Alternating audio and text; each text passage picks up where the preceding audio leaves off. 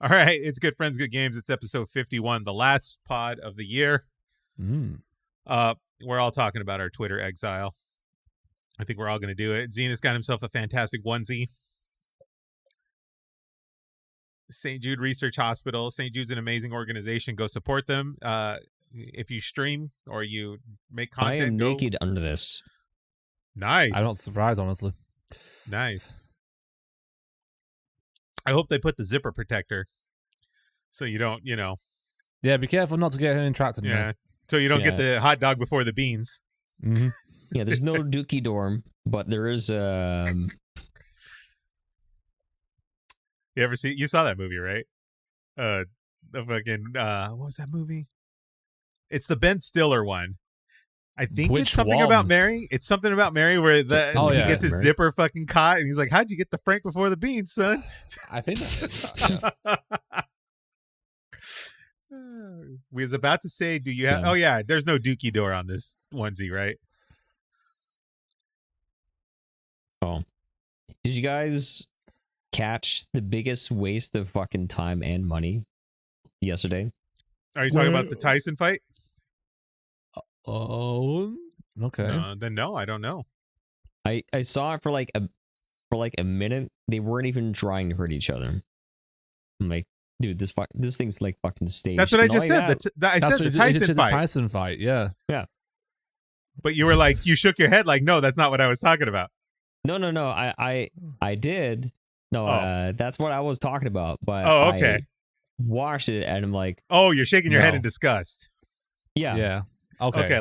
That was the confusing part, though. I was a little confused too. I was like, oh, what else was there? No. Okay. So for those that do not know, Jake Paul fought a 58-year-old Mike 58. Tyson. A Yeah. 58-year-old Mike Tyson last night on An old man, basically. Netflix, Yeah. right?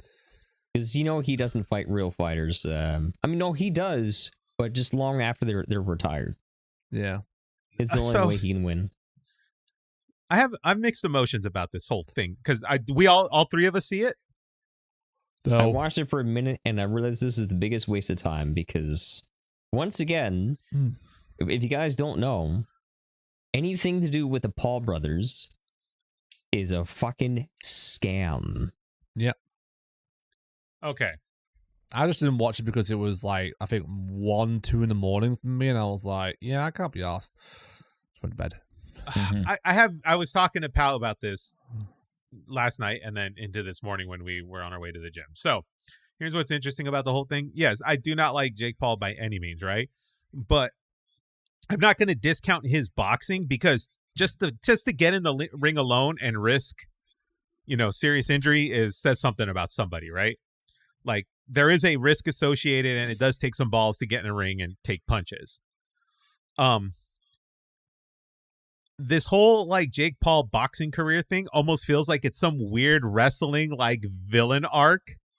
And then this Mike Tyson situation was to flip and become, like babyface or like the good guy in this whole thing. Because one, Mike Tyson is 58 years old, right? I think Paul is 27. Okay. There is a huge, huge discrepancy in age there to the point where, and neither fighter, I will say that I don't know about Tyson, but I will say Jake Paul, I do not think was 100% throwing punches at 100%. Yeah, he's because fighting someone more than twice his age. He would kill him. Like he could kill him. All he has to do is hit him in the right spot and he will kill that man. And we can be like, oh, it's Mike Tyson. Mike Tyson doesn't go down like that. He's 58 years old. You just have to hit him in the right spot, and he's going down.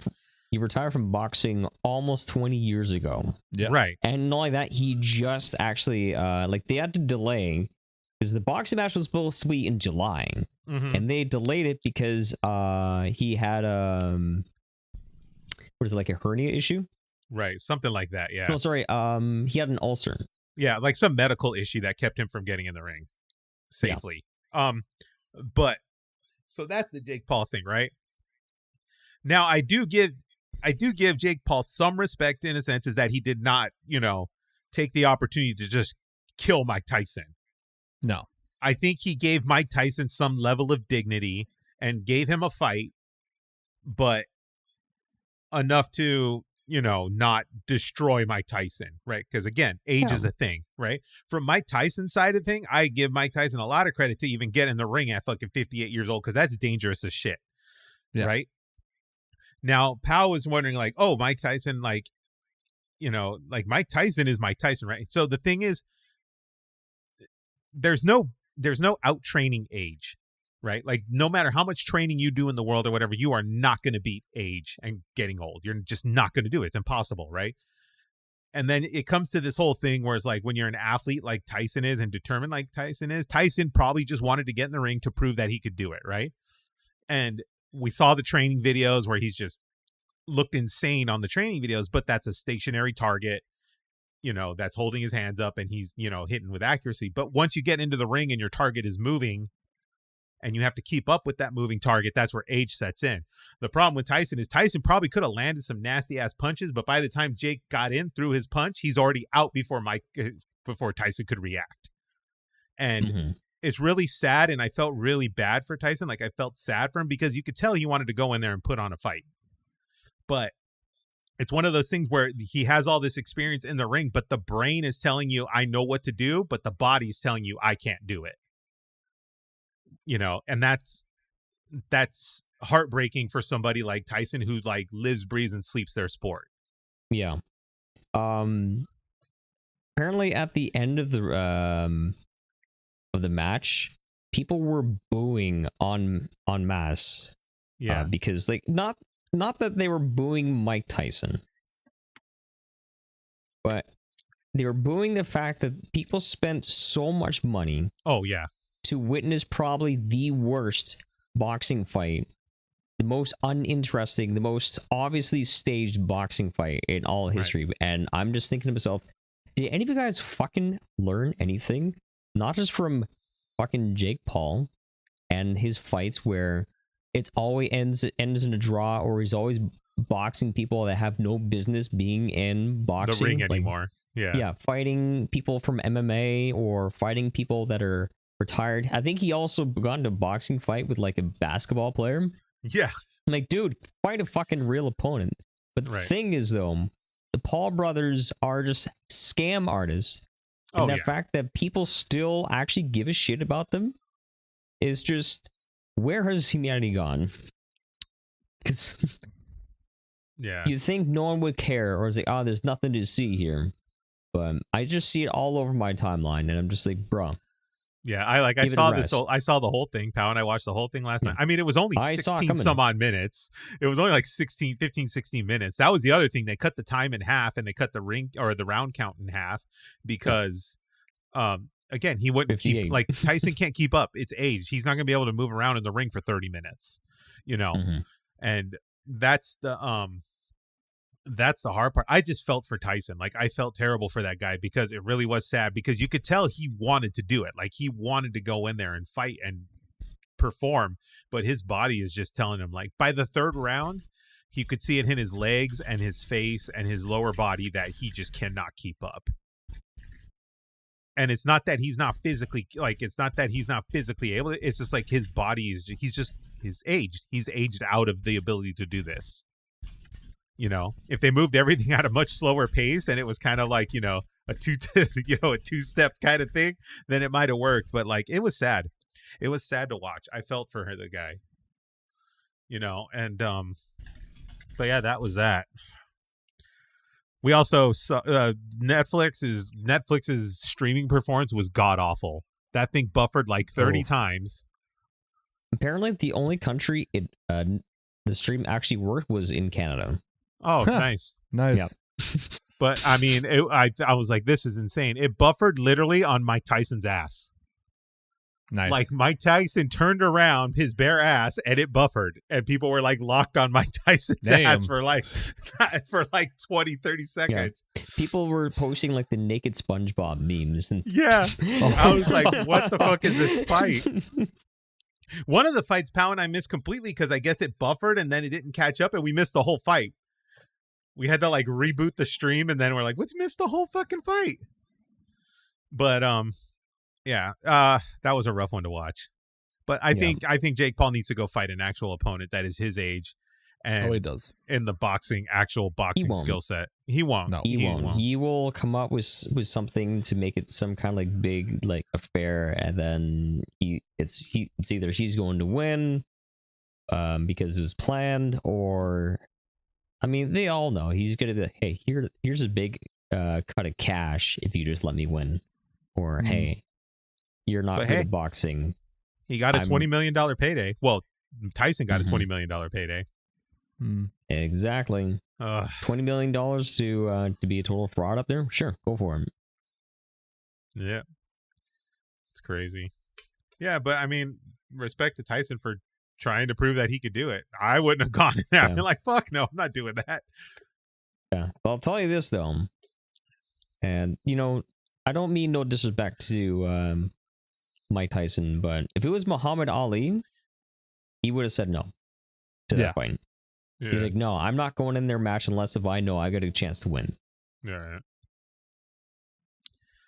Sad to that time. And it's sad too because you watch like the clips of Tyson in his heyday and it's nuts. Like that dude just destroyed people.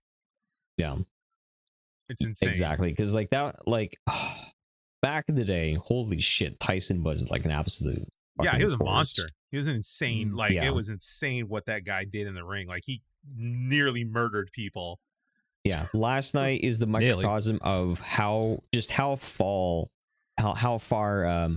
boxing and MMA has fallen. The sport, right? The sport itself. This is what we've resorted this sport to, and it's really, really sad. Yeah, I thought you were going to say Tyson for a second. I'm like, no, it's just age. Like just age has taken the thing he loves most away from him. Yeah, all spectacle, no substance. Yeah. So, moving on here. Pow and I have delved into this world that's incredible, and I can't believe we didn't buy one of these things sooner. We have gotten into the realm of 3D printing. Oh, I've seen it. I've seen Pow's videos. Oh man, dude, the world. We were like, okay, well, part of the reason we had already been planning on buying one of these things, and then now that moron is going to be in office, and we were like, we better do this now before the tariffs hit us. So, the printer's on sale for Black Friday.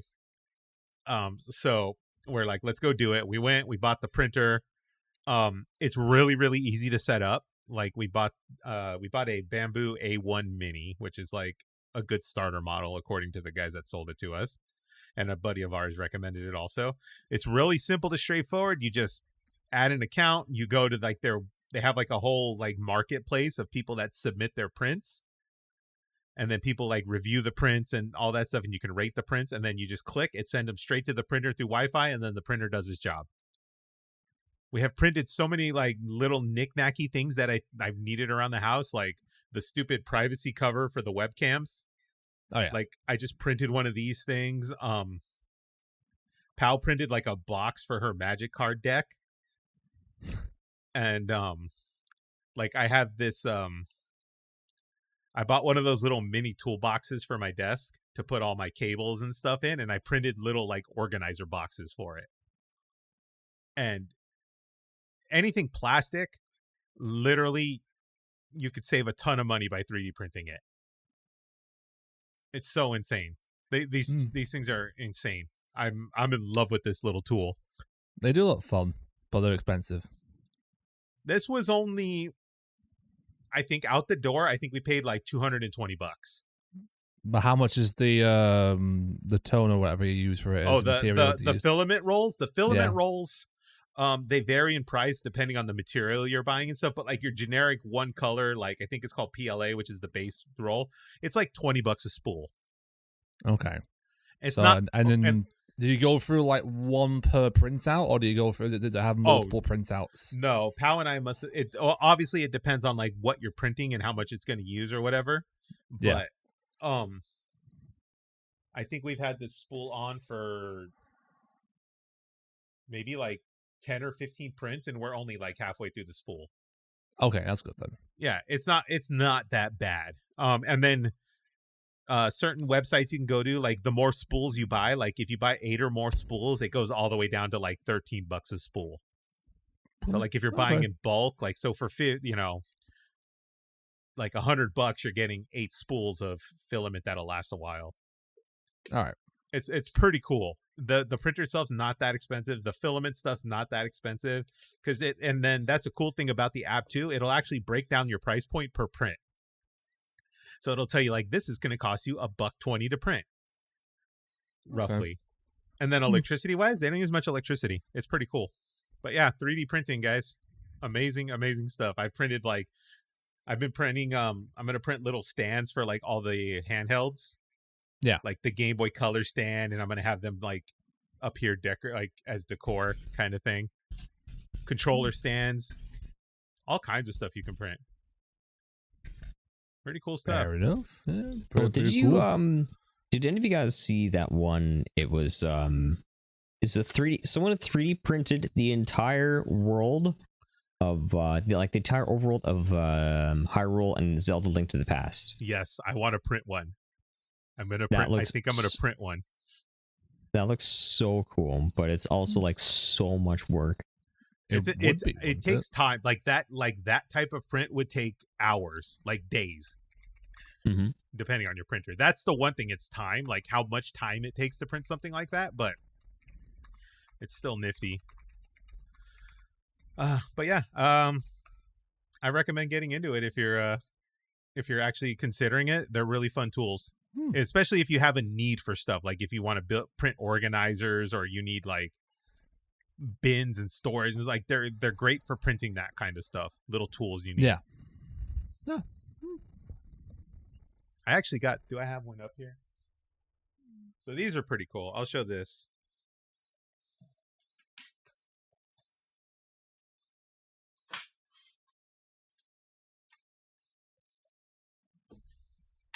So for those of you that have like your loose Game Boy cartridges, you have like the cartridges and they're just loose in a box or whatever. Yeah. Somebody had printed, let's see if I can get it in both cameras here. Somebody had printed this little insert. And what it does is the cartridge pops into the insert like this. And then what it does is it slides into a cassette case. Okay. And then you can print out the custom label and then have them, decorative on your shelf. So like this is what I'm currently working on printing now. I have a lot of game cartridges, like Game Boy Advance and stuff like that, and like Game Boy Color and whatnot, that I could probably do doing that, honestly, because I don't have the original boxes, because a lot of them were paper boxes, weren't they? So like, cardboard boxes, so they deteriorate over time. It was only when the DS era, when they kind of moved on to like plastic and whatnot, so like, could be useful for me, honestly. But yeah, there is really cool. Like, this is one of the things that sold me on the printer. I was like, I'm gonna get one of these. Yeah. I still got. I guess you could also, if you wanted to just save space too, with like Switch games and everything like that, you could probably make some like cases for like Switch games, and you just left them like in there and everything. Yeah, that's a very common one. The one thing that's really fucking cool I saw somebody print was it's a little mini NES cartridge, and then the Switch game fits in the NES cartridge, so the label for the Switch game looks like. Oh, that's cool. They're really fucking cool. I wonder if I can find a link for that real quick while you guys talk amongst yourselves here. Anyone else got anything exciting? I've had a very busy couple of weeks. Oh yeah. Unless if Dill wants to go first. Can do if you want. So all I've been doing for the last few weeks is working on stuff, really, as usual. I was actually like, going through all my consoles and everything like that to see if what stuff is still working and whatnot. For a thing that I'll send up, which I'll talk about later. And then I decided to load up my PS5 for the first time in like 6 months, because I hadn't like been on it for a while, and everything like that. Load it up, it would load, but there was no signal at all coming from the HDMI cable at all. Like, nothing. I pretty much replaced everything that I could think of on it to try and make it work, like new HDMI cables. I tried different slots. I tried a different TV entirely when I was putting everything in and whatnot. Basically, I even tried a different power cable because I had a spare one lying around, and that didn't work. I spent like hours trying to look online. I even asked a buddy of mine to like, hey, do you have any solutions? He sent me a bunch of things to try out. It wouldn't even load into safe mode because for some reason, which is like an easy thing to do. But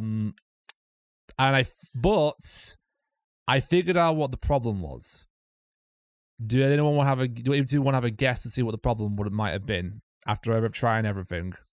You farted and it stopped working. Probably.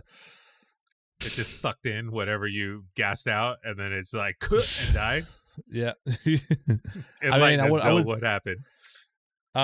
So what I did, I saw this on the forum post that the person on the forum post took out the internal M.2 drive that they plugged in a while ago, and it suddenly worked. The PS5. So I tried that, and guess what happened? The PS5 turned on. It booted up fine.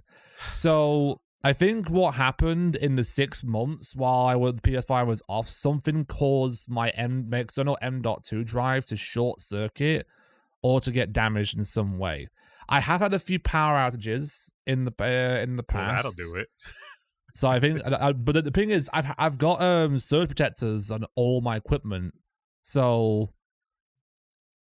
the fact that like the only thing that was damaged was the M.2 drive was like insane.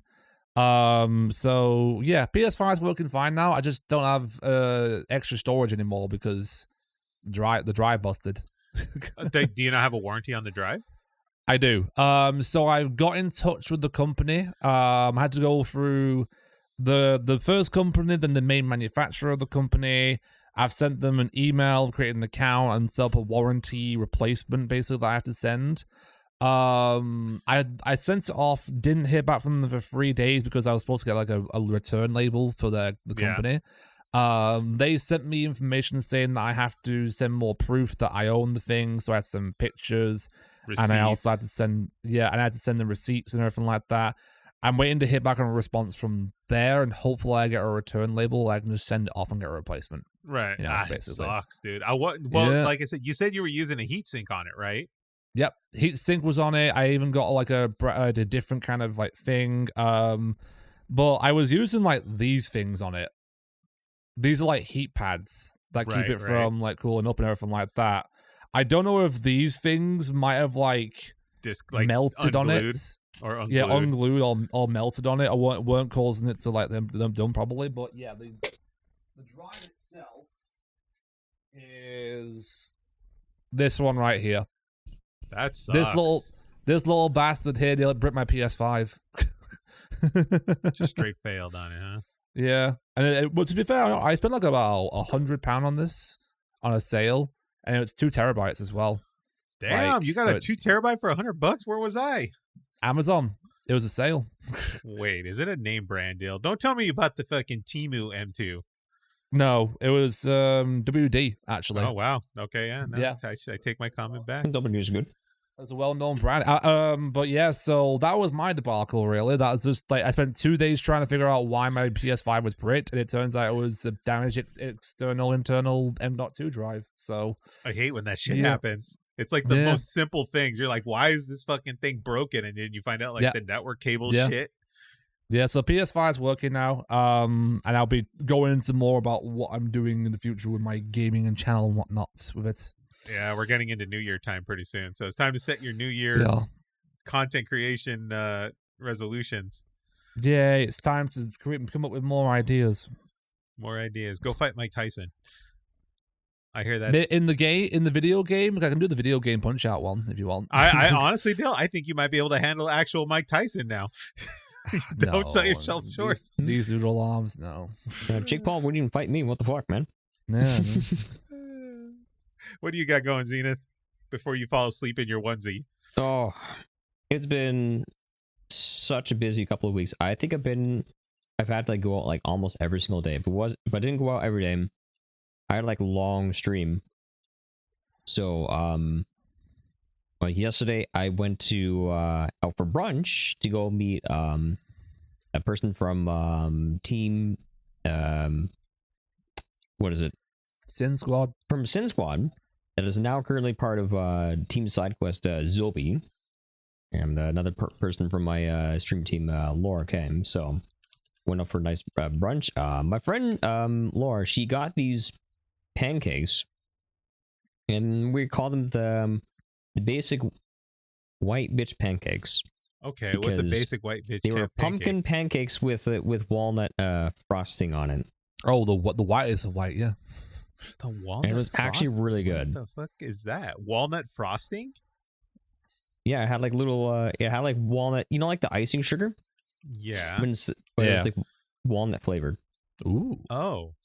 It was actually really good. I'm not a fan of nuts, but I'd try that. Mm-hmm. Walnut topping. Oh, I see. Okay. Walnut syrup. Yeah, so it was like it was still like, it looked like the icing sugar, but it had like and like it was walnut flavored. So had that going on yesterday. And it was like on the other side of the city, and I had to be up early in the morning to do it. And then on Monday, so my brother's partner, as an early Christmas gift, got us hockey ticket. Nice. So my brother and I got to see a hockey game. But it was a morgue because there was absolutely nothing to cheer for. Oh, because the home team absolutely laid an egg, and and they were just essentially the most fun that I had that night was trying to stop my brother from spending like $80 on just 3 beers. Oh my god. Yeah, the beer, like the giant tall boys, there were like $23. Yeah, dude, that's nuts. That's Canadian. Yes, Canadian bucks. Damn. Mm-hmm. Just remember, Americans, when you want to move to Canada, the markup is high. I mean, the seats were good, but it was just the most fun I had there was booing the team off the ice because they didn't try. You made them walk off the ice. Well, at the end of the game, basically the whole place was booing. Ooh. Nice. Yeah. Good times. So good times. And my brother's like, he wanted to drink because like, wow, what an absolute fucking waste of an evening. Dude, the fucking dude, drink prices are. It's a highway fucking robbery is really what it is. Yeah. Tickets to see my local hockey team here are outrageous because they are basically like the New York Yankees of hockey. And I don't know what the comparison is for the UK, but I agree.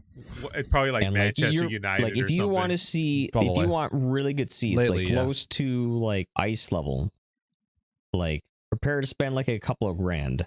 What the fuck? Yep. Okay. I mean, for like, I think it was for like a annual season pass for like football over here. It's in the few hundreds at least. I'm looking up I'm looking up like Mighty Ducks tickets right now. Well, Anaheim Ducks, and I'm gonna see how much these cost. Yeah. Oh, their team, that team is terrible. Like they practically have to give those tickets away. Ooh. I mean, they're still $35 a seat. Ice level. I'm looking at like 200. Mm-hmm. But like average people seats, we're talking $35 to $40. Hang on, let me see here. Let me go on Ticketmaster. Let's see. Now we'll get a million Ticketmaster ads saying, "You want to go to this concert?" Yeah, dude. Like the fucking. I'm also sick of them announcing concert tours like 4 days before the tickets go on sale. Announcing Taylor Swift coming in 4 days' time. What? No, it's the My Chemical Romance tour. They're doing a stadium tour. Oh, okay. And it's like 4 days before. Like they announce it 4 days before the tickets go on sale. It's like they announce it on Tuesday and the tickets go on sale Friday. Like, how am I supposed to budget for $180 in 4 days? I'm gonna say, Eric, weren't you attempts to go to a My Chemical Romance reunion concert, but the tickets were like over $1,000? Yeah, I was gonna do it, and they were like over $1,000, and I was like, "Fuck this." No, I'm not doing it. That was like 2 years ago, wasn't it? Yeah, pandemic times, like just after the pandemic. Pace is right in live chat for you. Okay, let's see here. What does Zenith got for me? Yeah, that's how expensive those tickets are. Let's take a look. Jesus Christ.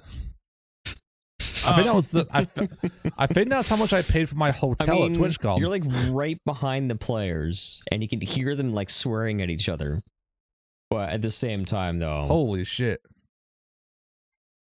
That's that is insane, literally dude. like how much I spent on like in American dollars on my hotel. Meanwhile, if you try and get those kinds of tickets, like to go see Eric's close by team, either like LA or Anaheim, you're only paying like $150. Yeah, That's that's not fucking bad. nuts, dude. Yeah. It's like the World Series tickets, like those, because it was the Dodgers, so it was LA, and like this is just regular season game, It's just a fucking random nuts. regular day in like November. here's what's fucked. Okay, it's not the ticket price that's fucked, right? Well, the ticket price is fucked. I take that back. It's $1,000 for the ticket price, but then you got to get to the venue. They're going to charge you $50 to park your car. Yep. And then then they're going to charge you $25 for beers. It's so absurd. If you're gonna get snacks as well, that's probably another $20 right there down the drain. Parking is the biggest scam at these fucking stadiums. People will wonder why I haven't learned to drive yet. The parking is the biggest fucking scam, because all you're doing, because if you pay attention to the little agreement you signed when you buy the ticket or whatever, or the agreement you check the box on when you buy the parking ticket, it tells you that they're not responsible for the theft or nothing. Like, they're not responsible for anything. They are literally just giving you a spot to put your car for 2 hours, 3 hours, and whatever. to be robbed. Parking is the biggest scam. It's absurd. But yeah, nevertheless, though, there is like the atmosphere is actually pretty cool. Oh yeah, of course. Like, being there, nothing is better than being there. Share a little, because like this is like approximately like how far I was, because like even if you're like up, like way up in at the top, like you still have a pretty good seeing like shot of it. So yeah, that's pretty cool. Yeah, and they got like really cool light shows and stuff like that. But yeah, it's like you will have a lot more fun watching a hockey game than a baseball game, and even a basketball game. I will say that. And I've been to like all of them. Did you drive to this, or did you get public transport to this? Public transport, because because driving downtown, I would not recommend it. No, that's fair enough. Yeah. Especially I wouldn't recommend it in the minor we have city Taylor Swift in town for this weekend. Oh yeah, you don't want to do that. Taylor Swift in town. No, the Tay fans be crazy. Yeah, so yeah, again, that's the kind of shit too that they do here now. Like, they built the big SoFi Stadium where we had the Super Bowl and all that shit. Taylor Swift, all of them played it, right? For Taylor Swift, because the parking price will fluctuate for the artist. The parking to park for Taylor Swift was $100. What? Dill. Sorry. How did that taste? That was my surprise burp. Oh my god. It tasted surprising. Yeah, dude, seriously, it was $100 to park for Taylor Swift. Metallica was the same thing. Metallica was like $100. Yeah. And I'm like, this is absurd and ridiculous, dude. And then that's what's fucked too, because there's no public transport spot that takes you directly to the stadium. It's like a mile walk. And I mean, again, I'm going on a rant about the parking, but like that game, but make this a positive, there's nothing like being there. It really is fun. Even if you're not a big fan of the sport, or like if you don't like baseball, going to a baseball game and being there with the fans when something exciting happens is actually a lot of fun. You really do get into it. Oh yeah. I've definitely have been part of some absolutely fantastic live experiences. Oh yeah.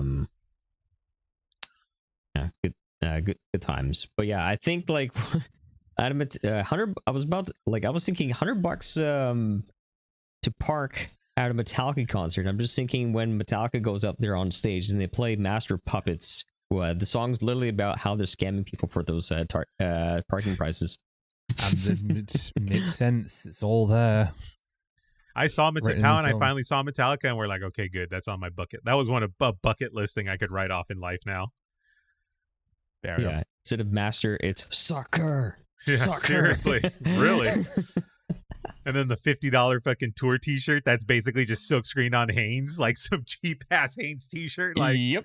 It's like, this is ridiculous. Yeah, it was like branded by fucking like either like Spencer's or Yeah, seriously, Hot Topic.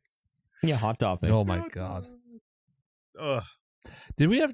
I don't think we saw a Hot Topic, did we, Eric? When I came to visit you. Yeah, I didn't take you to a Hot Topic. I didn't know you No. needed. I didn't know you had never seen a Hot Topic.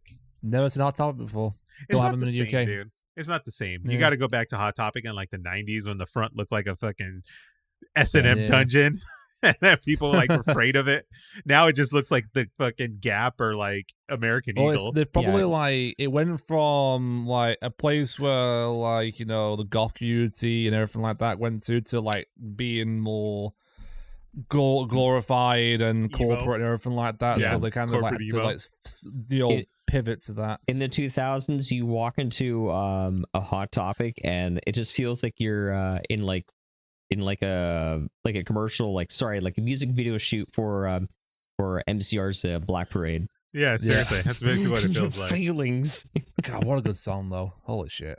Yeah. That's again. Morgan has only ever seen Hanes underwear. She's never seen anything else Hanes. So everything that Morgan owns is Hanes then, I guess, clothing I wise. guess. I know. Yeah. Yeah, I'm not a fan of Hanes socks. Anyway, anyone else got don't anything know what exciting Hanes before we is. anything else before we hit on the video games here? We got a lot to cover in the video games. I don't All think right. I got anything else up there. Zenith, how about you? Aside from your hockey experience, what else you got? I want to go to bed. Do you really? I'm tired. Someone it's needs a been- nap. Yeah, it's been a crazy couple of weeks. It's the but, last one for the year. Can't you give me the last shred of energy you have for the next hour and a half?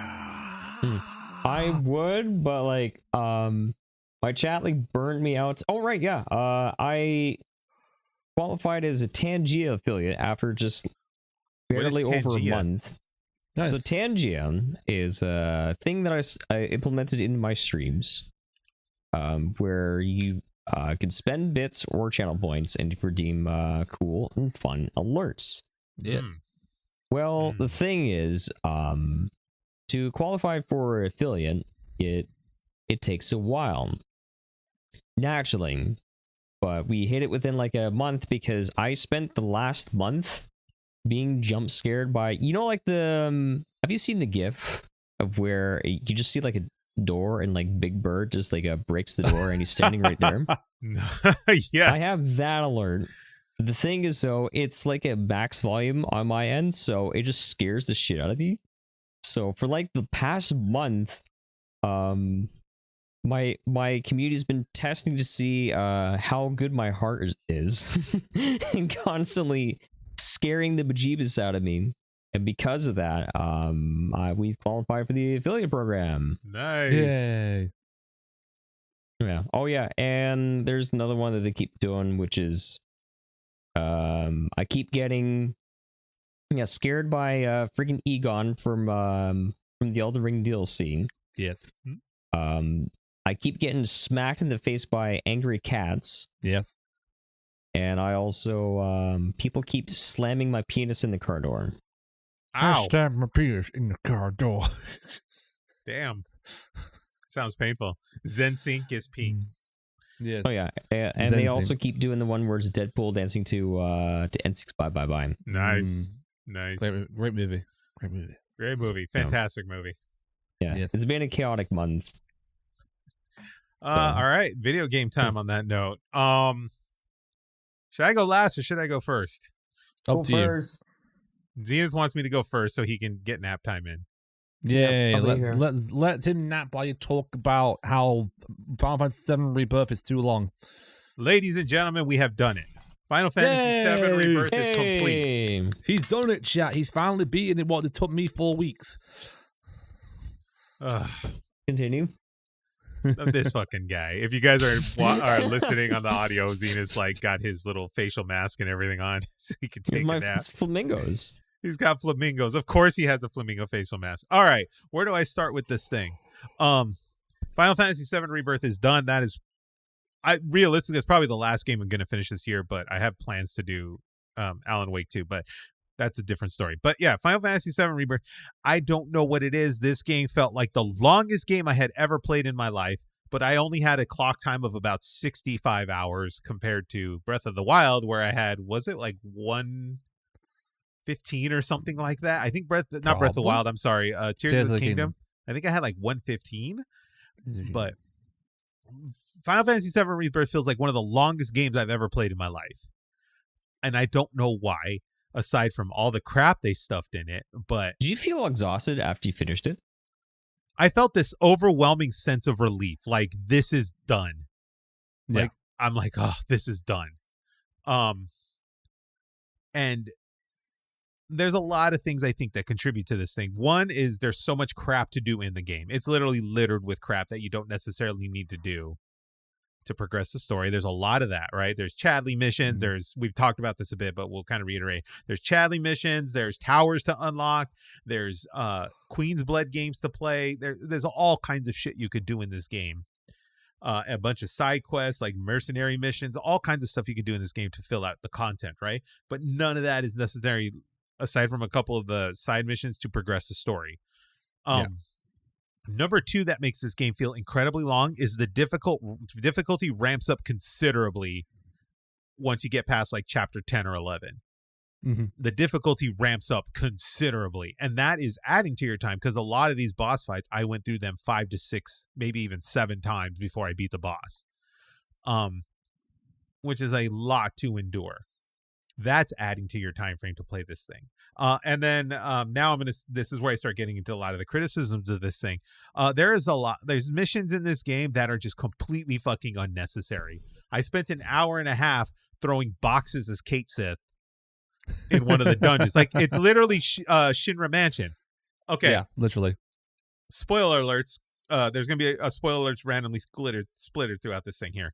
But like Shinra Mansion, it's literally an hour and a half of throwing boxes as Kate Sith. And I'm like, this is ridiculous. This is dumb. This is completely unnecessary. It was like they came up with this mechanic. Oh, cool. You could throw boxes and control the mogul as Kate Sith and da-da-da-da-da-da. And like they took that mechanic. They're like, okay, now let's just make the person do this for an hour and a half so they could see that we made this mechanic in the game. And I'm like, this is absurd. That was starting to drag me. And then you're back at the Golden Saucer. And then you're having to do 3 to 4 boss fights in a fucking row that are not even that easy. They're not easy boss fights by any means. They are some of the most difficult boss fights you do in this fucking game. Mm-hmm. And I'm just like, this is absurd. This is the point too, and I will fully disclosure this now. This is the point where I turn the difficulty down to easy because I just got tired of constantly struggling to finish this thing. I was more stubborn. I just kept going until I did it. Right. Well, you're also probably not on the goal set of me being like, I need to get this done by this pod. No. Because truth be told, the goal was to get this done by the last pod. I was like, I got to finish this. I was like, pal, I'm not doing any chores. I will make it up to you. I'm sitting and I'm playing this for the next 2-3 days. Sorry, pal, I can't do chores. I must beat Sephiroth. Oh, yeah. She was like, if we going grocery shopping, I said, you can go grocery shopping. I got to finish this. So, and she was very sweet about it. She's like, okay, go for it. Because she knew I was trying to do it for this. Yeah. She knew I was trying to finish it for the pod, so she was all about it. So anyway, I dropped the difficulty down, and it became a much more enjoyable experience because I was not struggling to constantly keep fighting bosses. Because I got to the point where the story started getting good again, and it's like, I need to see this through. But the difficulty hampers that, and you're like struggling to fight through this shit to keep going. Now, huge spoiler alert. Like spoilers. If you have not finished this game, you're probably going to want to turn the volume down. If you know nothing about the original game, turn the volume down, etc., or skip to X amount of time here. The ending. Mm-hmm. The ending of this game does finish with the big moment where Aerith ultimately dies. You were all warned. Yep. The ending of the game is when Erik does die. That kind of broke me a little bit as well when that happened because I was like, is she alive? Is she dead? I don't know. So this is where I'm upset. I'm partially upset about this whole thing. Zenith will understand what I'm saying here because Zenith played through the original one. Zen was watching me play it. Yeah, yes. I was watching because I was like, I'm not playing this. I'm gonna watch someone else suffer through this shit. But you played through the original one though, right? Yeah, I played FF7 the original, and I've also played Remake. Okay, so here we go. So the original Final Fantasy VII Aerith death scene is one of the biggest like what the fuck moments in video games. Yeah. It is literally a shock factor moment, right? Mm-hmm. And the reason it's such a shock factor moment is because it takes the impact. She dies, she's murdered in front of you, and then she is put to burial in the game, and it's loud and clear that she is no longer joining you in this game. You are dead. She's dead, right? You will not play as her anymore. And it's impactful, and for that time frame, it was an incredibly deep moment. This time around, and I will preface by saying I did all the right things, and I got the Tifa date at the Golden Saucer. I got all of it. I did not the Tifa. I'm sorry, the Aerith. I got the Aerith date and everything. Like, I built my relationship with Aerith to the point where I was like, I'm gonna be fucked when this happens. And it didn't even matter. It does not. It does have an effect on kind of the way, I guess, not in the actual literal sense, but it does have an effect on you emotionally when you get the date. Because it really does build that relationship between Cloud and Aerith and that deep emotional bond like you build with that character and stuff like that. And like I said, I'm Team Aerith all the way, always have been. And it builds this emotional impact for when it does happen, it does fuck you up. Yeah. But the problem I have with this whole fucking thing is they gave you the impression, spoiler alert again, they gave you the impression that you possibly saved her. Yeah. That's what broke my mind. I was like, and I'm kind of torn by this whole thing and when I look at it, I say, why the fuck would they do that? See, Dill, it has no direct, like, it doesn't necessarily matter to Dill because this is the ending Dill gets. Right? Yes. Whereas when I played the original one and I saw it happen, there's no turning back from that. This time around, to flip it and say make it look like you possibly saved her, or if you don't know if you saved her, etc., really takes away the emotional impact of that death. It's but it's hard one to really, because what they're going for, it's the whole kind of like multiversal kind of thing where they're basically like connected it in between different parallel worlds and everything like that. You know, yeah. That's where Zack was apparently as well. I thought like at first Zack was in limbo. I thought he was like, you know, dead and was like in limbo, but it turns out he was on a completely different parallel universe. He's on a different timeline. Yeah, completely, which is like, do I have to play Crisis Core now to understand what's going on here? I don't think necessarily. But I do have Crisis Core. I just haven't played it yet because I want to kind of play all 3 games because there's a third one going to come out of this saga that is the conclusion, and I don't know. I don't know. I'm very, very torn by this whole thing. I think the fact that I have thoughts. Okay, I'm going to ask you right in a second here. So hold your thoughts there because I want to hear what you have to say about this because I'm part of me is kind of like I kind of understand what they're doing because it does fit the whole Cloud's fucked up mentally scenario. Yes. You know, it fits that whole timeline which is in the original game. But I think the idea of giving the impression that you possibly saved her and then didn't save her and all that kind of thing just muddles shit up. She should have died. False hope. You give false hope, right? She should have died. You bastard. Yeah. It takes away the emotional impact of everything like I worked for with that date and all that stuff to build that relationship because I knew what was supposed to happen. And it's like been kind of like tainted, at least in my eyes. And I don't necessarily like it. But like let's hear what Zenith has to say and I can kind of build off of that.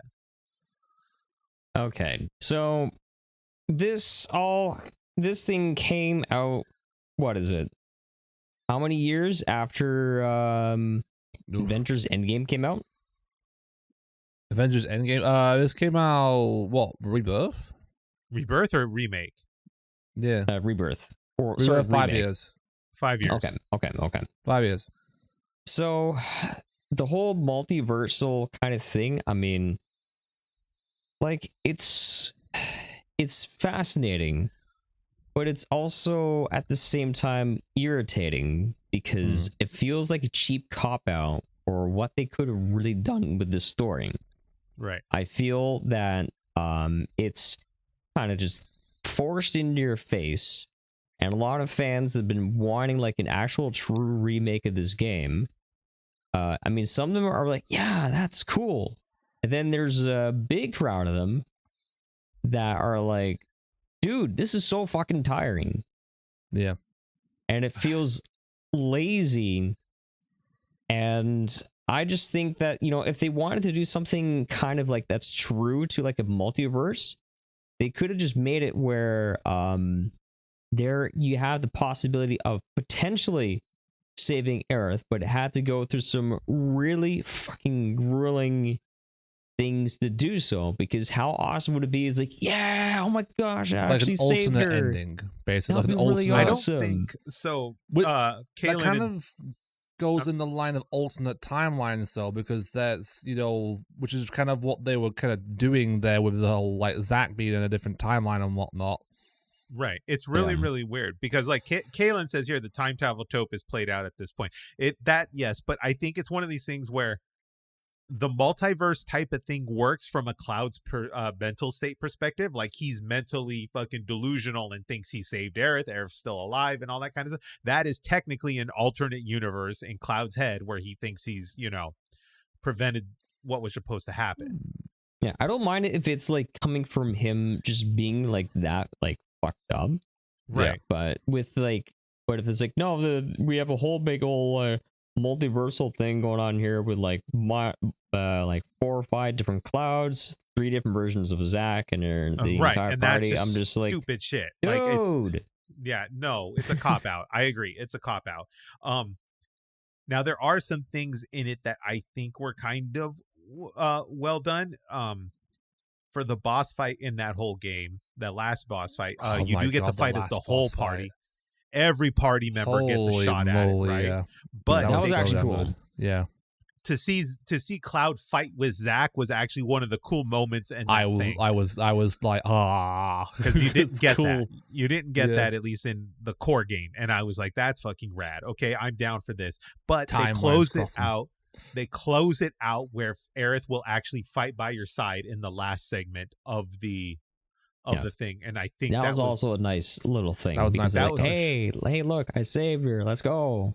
It's also an And then- emotional. It hits the emotional impact of, like, you know, she's probably dead, but she's there by your side for the last time, you know, and you don't get the water burial scene. Like, you don't see him bury her, which is they're saving that for something, because Most that water likely, yeah. burial thing is like key moment in that whole game. It's interesting. It's very, very interesting to see where they're going to go with this whole thing. Like, Cloud is clearly fucked up in the head, Oh yeah. and it's worse than it was in the original game. Like, he's mentally delusional to the point where Tifa and everyone else in the party is emotionally distraught by what happened. That tells me she's dead. You know, everyone else in the party is emotionally distraught. They're crying, they're everything. And then Cloud is just kind of like, all right, let's get moving. Like, there's no.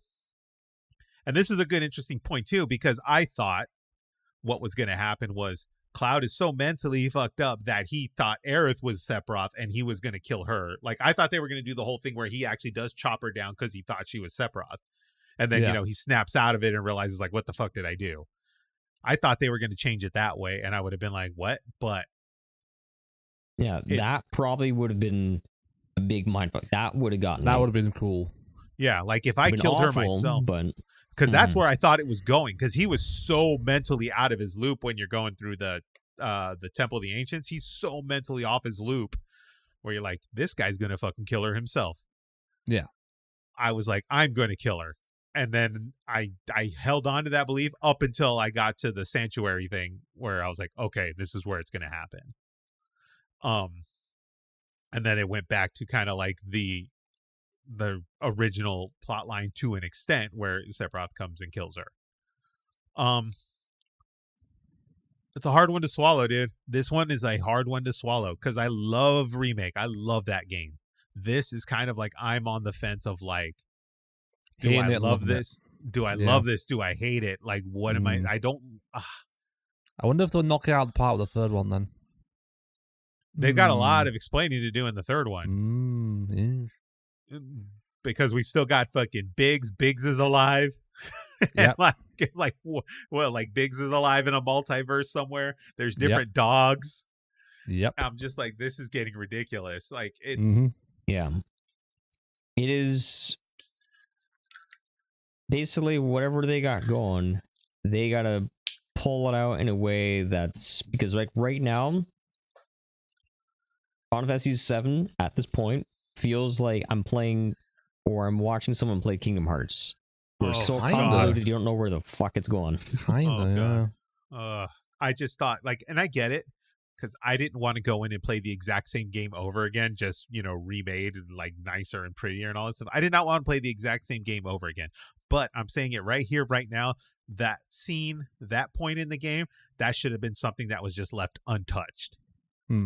They should have just made it they should have done the whole cinematic piece and really hit the impact of that thing, because they have the technology to do it now, and that thing should have just been left untouched. The false hope thing, the multiverse thing, she's alive, she's dead, she's going to be like alive in your thoughts kind of thing. Like, no, they should have just done it the way it was originally done and just made it look pretty. Because I think that's what I don't speak for every core fan of this game out there in the world, but I'd imagine a majority of them, that's the one thing they wanted. They wanted to see that as it was intended, just prettier looking. Yeah. On a pretty looking concept before I close out Final Fantasy VII Rebirth here, the final ending cutscene of that game is fucking gorgeous. It is. It really is. They literally look human. Yeah. To like where you almost don't know if it's, like fucking real or not. It was incredibly gorgeous, the ending sequence of that whole thing and that final cutscene. Yep. So, where do I rate this game? I'm gonna give it an 8. I think it's in the 8 realm. It's not a bad game. They just did things I didn't agree with. Final Fantasy 7 out of 10.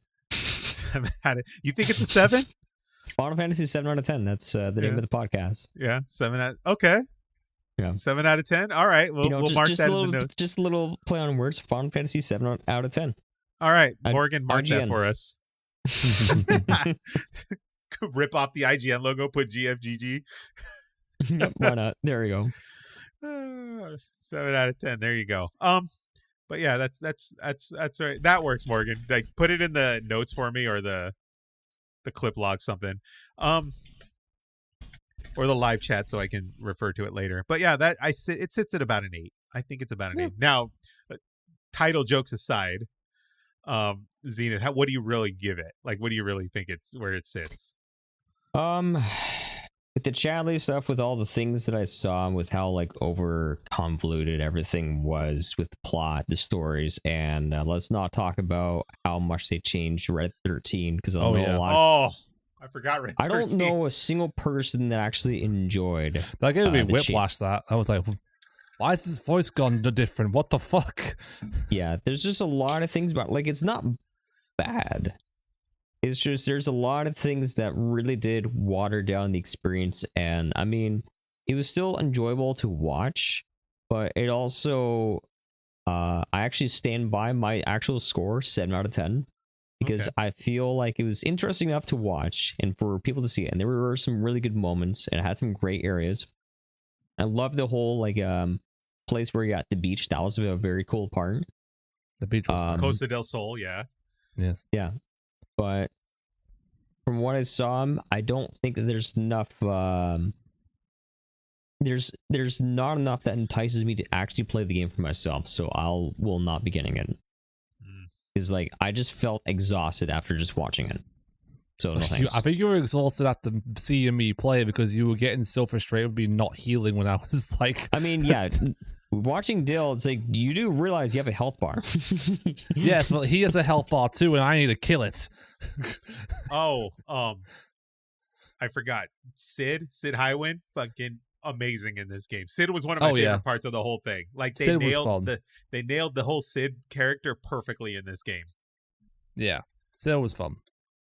that was fun. Perfect represent. But Pal came into the room and she's like, "Is that Bradley Cooper?"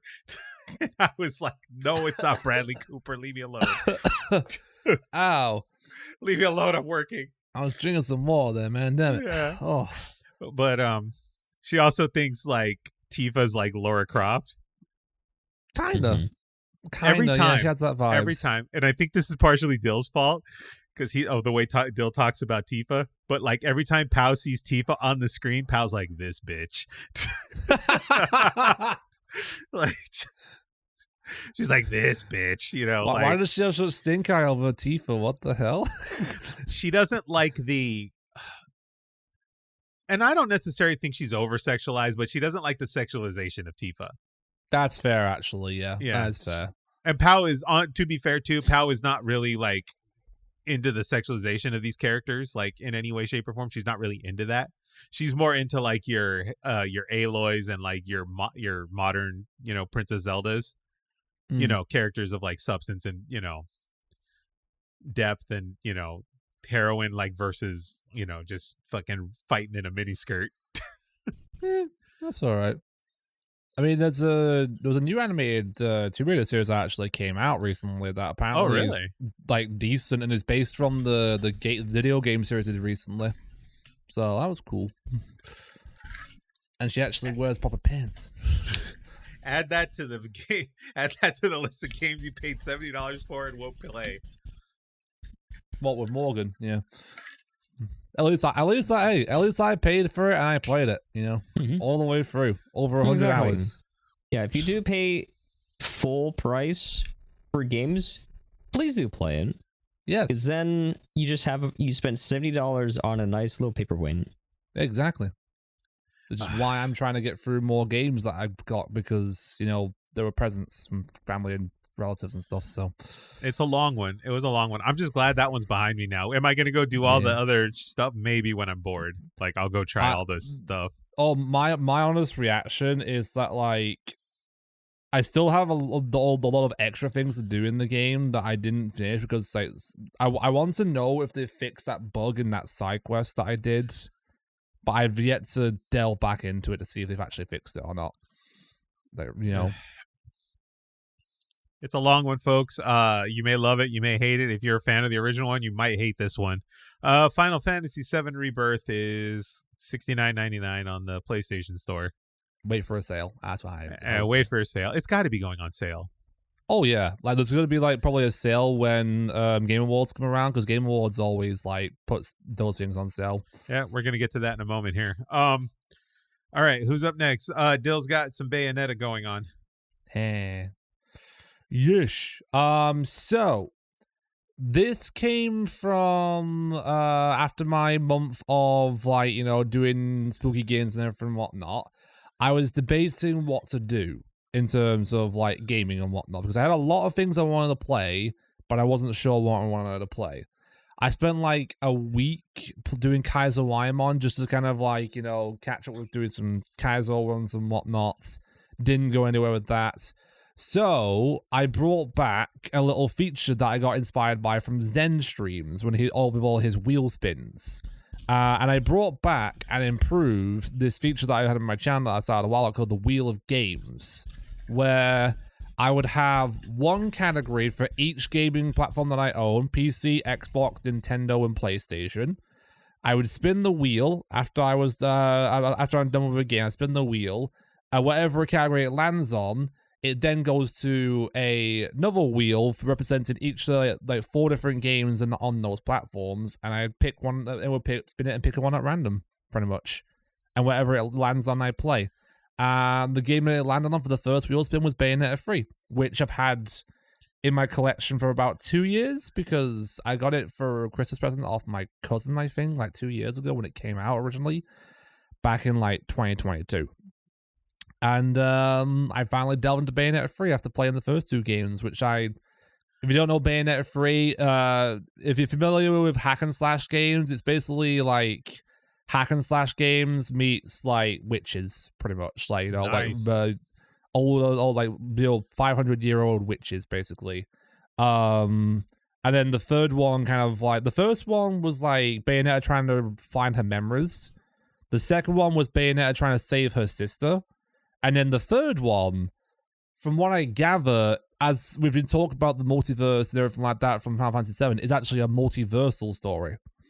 Like, where Bayonetta is, like, under attack from this multiversal threat called, like, Singularity that is basically hell-bent on destroying the entire multiverse and making his universe the sole one universe that exists, the all-powerful universe that exists, pretty much. And her task is basically to, like, stop him, pretty much.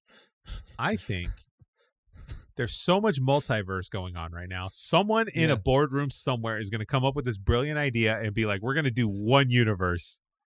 Yes. Let's do one universe with one plot line, and that's the most brilliant. They're going to be like, holy shit, that's a brilliant idea. Do you want to know what the Singularities universe is called? He calls it as well. What's he call it? The Alphaverse. Alphaverse. Oh my god. Which made me immediately go, is this some kind of freaking like motivational speaker gym bro or something like that claims he's the alpha male or something? Zenith's like, so angry. Chadverse. The Chadverse, guys. See, we don't use the term Chad. Here. We don't use Chad in America. Yeah. But honestly, I will say the game plays really well on a Switch. Like, I don't notice very many FPS drops. The cutscenes play very smoothly. They're not like perfect, obviously, because it's on a Switch, but it plays really well and it looks decent. And the cutscenes, especially, actually do look pretty good for being on a Switch. Like, I will say, you can tell they've spent a long time working on this game. You know. I know it's pretty good, and it's longer than I thought it would be as well, because I'm already like 8 hours in. I'm not even halfway through it yet. So like, yeah. You just started playing yesterday. Tuesday. I started playing this yesterday, guys. I'm only 8 hours in. No, Tuesday. Is this the one that had the voice actor conspiracy thing? Yes, like, this was the one with the original voice actor was not brought on for the third game. They hired Jennifer Hale instead, who is FemShep. She is the female Commander Shepard. And the original voice actor then started controversy around it because she claimed that Platinum Games, the developers of the Bayonetta games, underpaid her basically for her role. Was going to underpay her, and so she did this whole like exposure thing and everything like that, which lasted about 24 hours until Platinum Games came out saying came with the receipts. Came out with a receipt saying no, we were going to pay her $4,000 per session that she was doing basically overall, and apparently she wanted like $500,000 and she wanted like royalties and everything like that. She was basically demanding a lot from them for like voicing lines and for those characters. So that's why they like said, you know what? No, we're gonna go Jennifer Hill. Apparently, she had some kind of like messed up views as well. Apparently, apparently she's so. just extremely narcissistic. Yeah, which is like something that Bayonetta would definitely go, who the fuck are you again? Oh, That's amazing. They went like through the Platinum, just like went through the receipt drawer in their kitchen, and they're just like, "Where's that receipt we have for this chick?" They kind of had to, because she was really dragging their name for the mud, so they kind of had to in order to like say, "No, this is not what happened." Yeah. They just like drag. Like I think Morgan would like actually, because Morgan's very into hack and slash. So like, I'm okay with hack and slash. I'm not the biggest fan of them, not necessarily, but I'm okay with them. They're pretty decent. Yes. But fair warning though, Bayonetta is, how do I put this? Somewhat lewd. Wow. Yes. It's basically fan servers hack and slash. That's what you call it. Kinda. Yeah. Does she like smack people with her ass and all this kind of stuff, or like, well, how lewd are we talking? Well, kind of. In the second game, she does horse riding. What, like on a horse? On an angel horse. Okay, there's nothing wrong with horse riding, Dill. Yes, but in the way she's doing it, it looks very, natural. Yeah. Like, you just disrespected at least like 5 Barbie games. What the fuck? Yeah. Yeah. She fights in a thong. And the way she shows her full power is that she literally becomes butt-ass naked and summons demons. and dances while summoning demons, but ass naked. I'm Why not joking. she got to take off her clothes to summon the demons? But, well, according to what the developers say, if I take off my onesie, I'll show you my demon. It literally is like that. It literally is like that because like apparently her like magic is tied to her clothes. So as soon as she uses an enormous amount of magic, she has to be naked. I don't know. What incel I came don't up with know. this shit? Platinum Games. Yeah. Don't worry, I will not be slamming it in any car Legend doors, of Peanut will arise now from this. To remove your clothes and launch your magic attack, press X. Oh, it's hilarious. It really is. Bayonetta is it's quite a fun game. I will say it's a fun game. The story, the plot is kind of like give or take. You might love it, you might hate it. It's a fun game. It's just like a shits and giggles game. That's how I describe it. How much is this game? I mean, I think the first two games you can get a bundle pack on the Switch for, basically. That's how I got that one. Aren't they like on like PC and stuff too? The first one is. The second two are not because in order to get funding for the second game and the third game, they went to Nintendo and Nintendo said, you can do it, we'll give you the funding, but only in the condition that they are exclusively sold on the Nintendo consoles, and that's it. So that's why it was only on the Wii U for the second game, and then the first and second game was released on the Switch, and then they released the third game on the Switch too.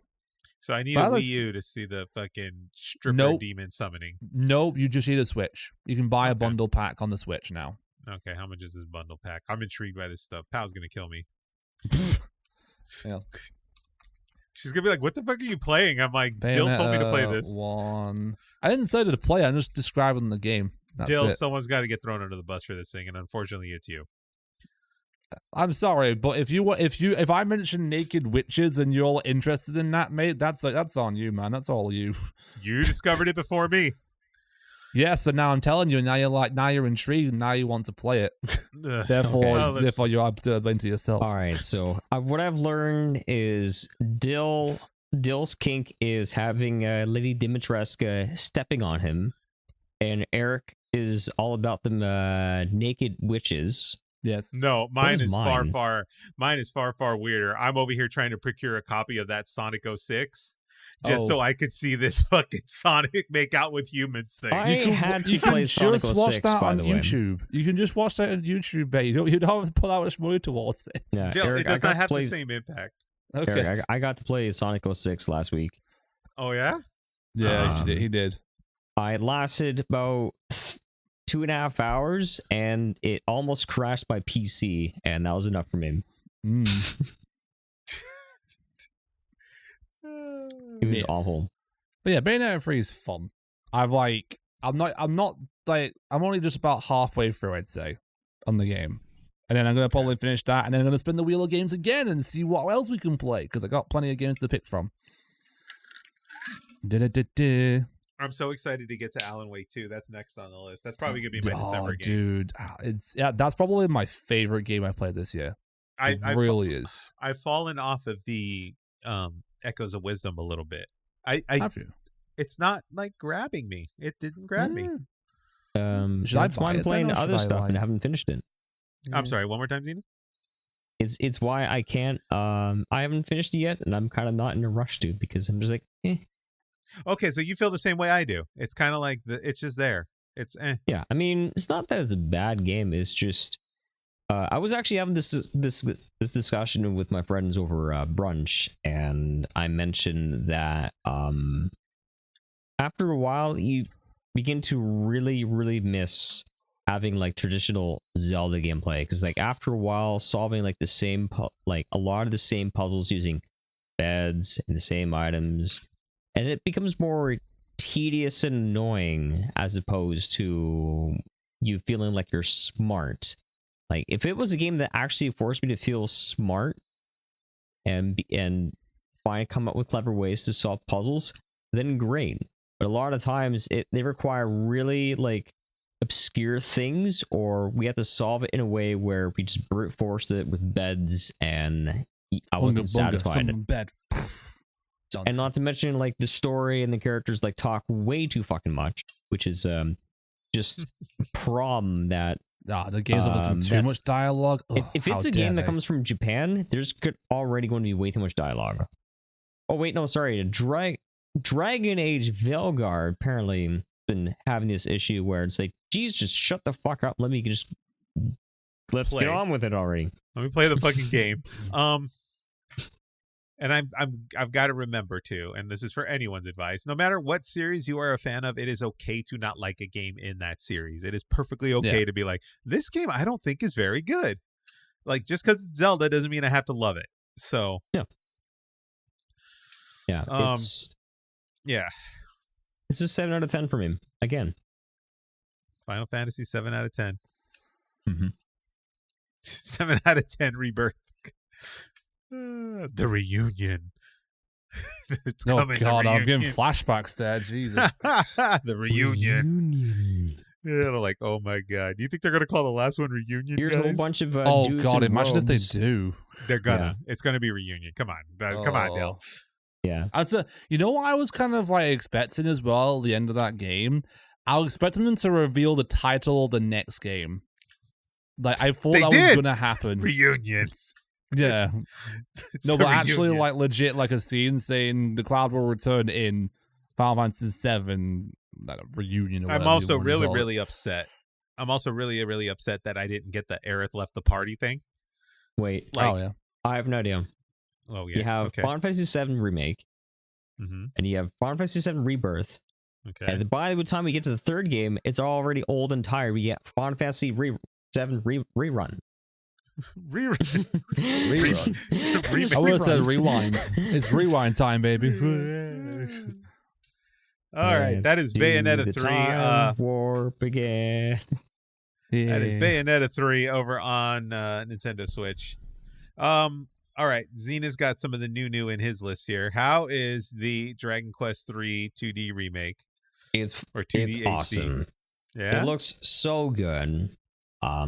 And I mean, I'm finding the game is a little bit easy, but that's because Dragon Quest games are they're like, it was kind of like reworked so that it's friendly in the state of where it's like, all right, you're brand new to the game.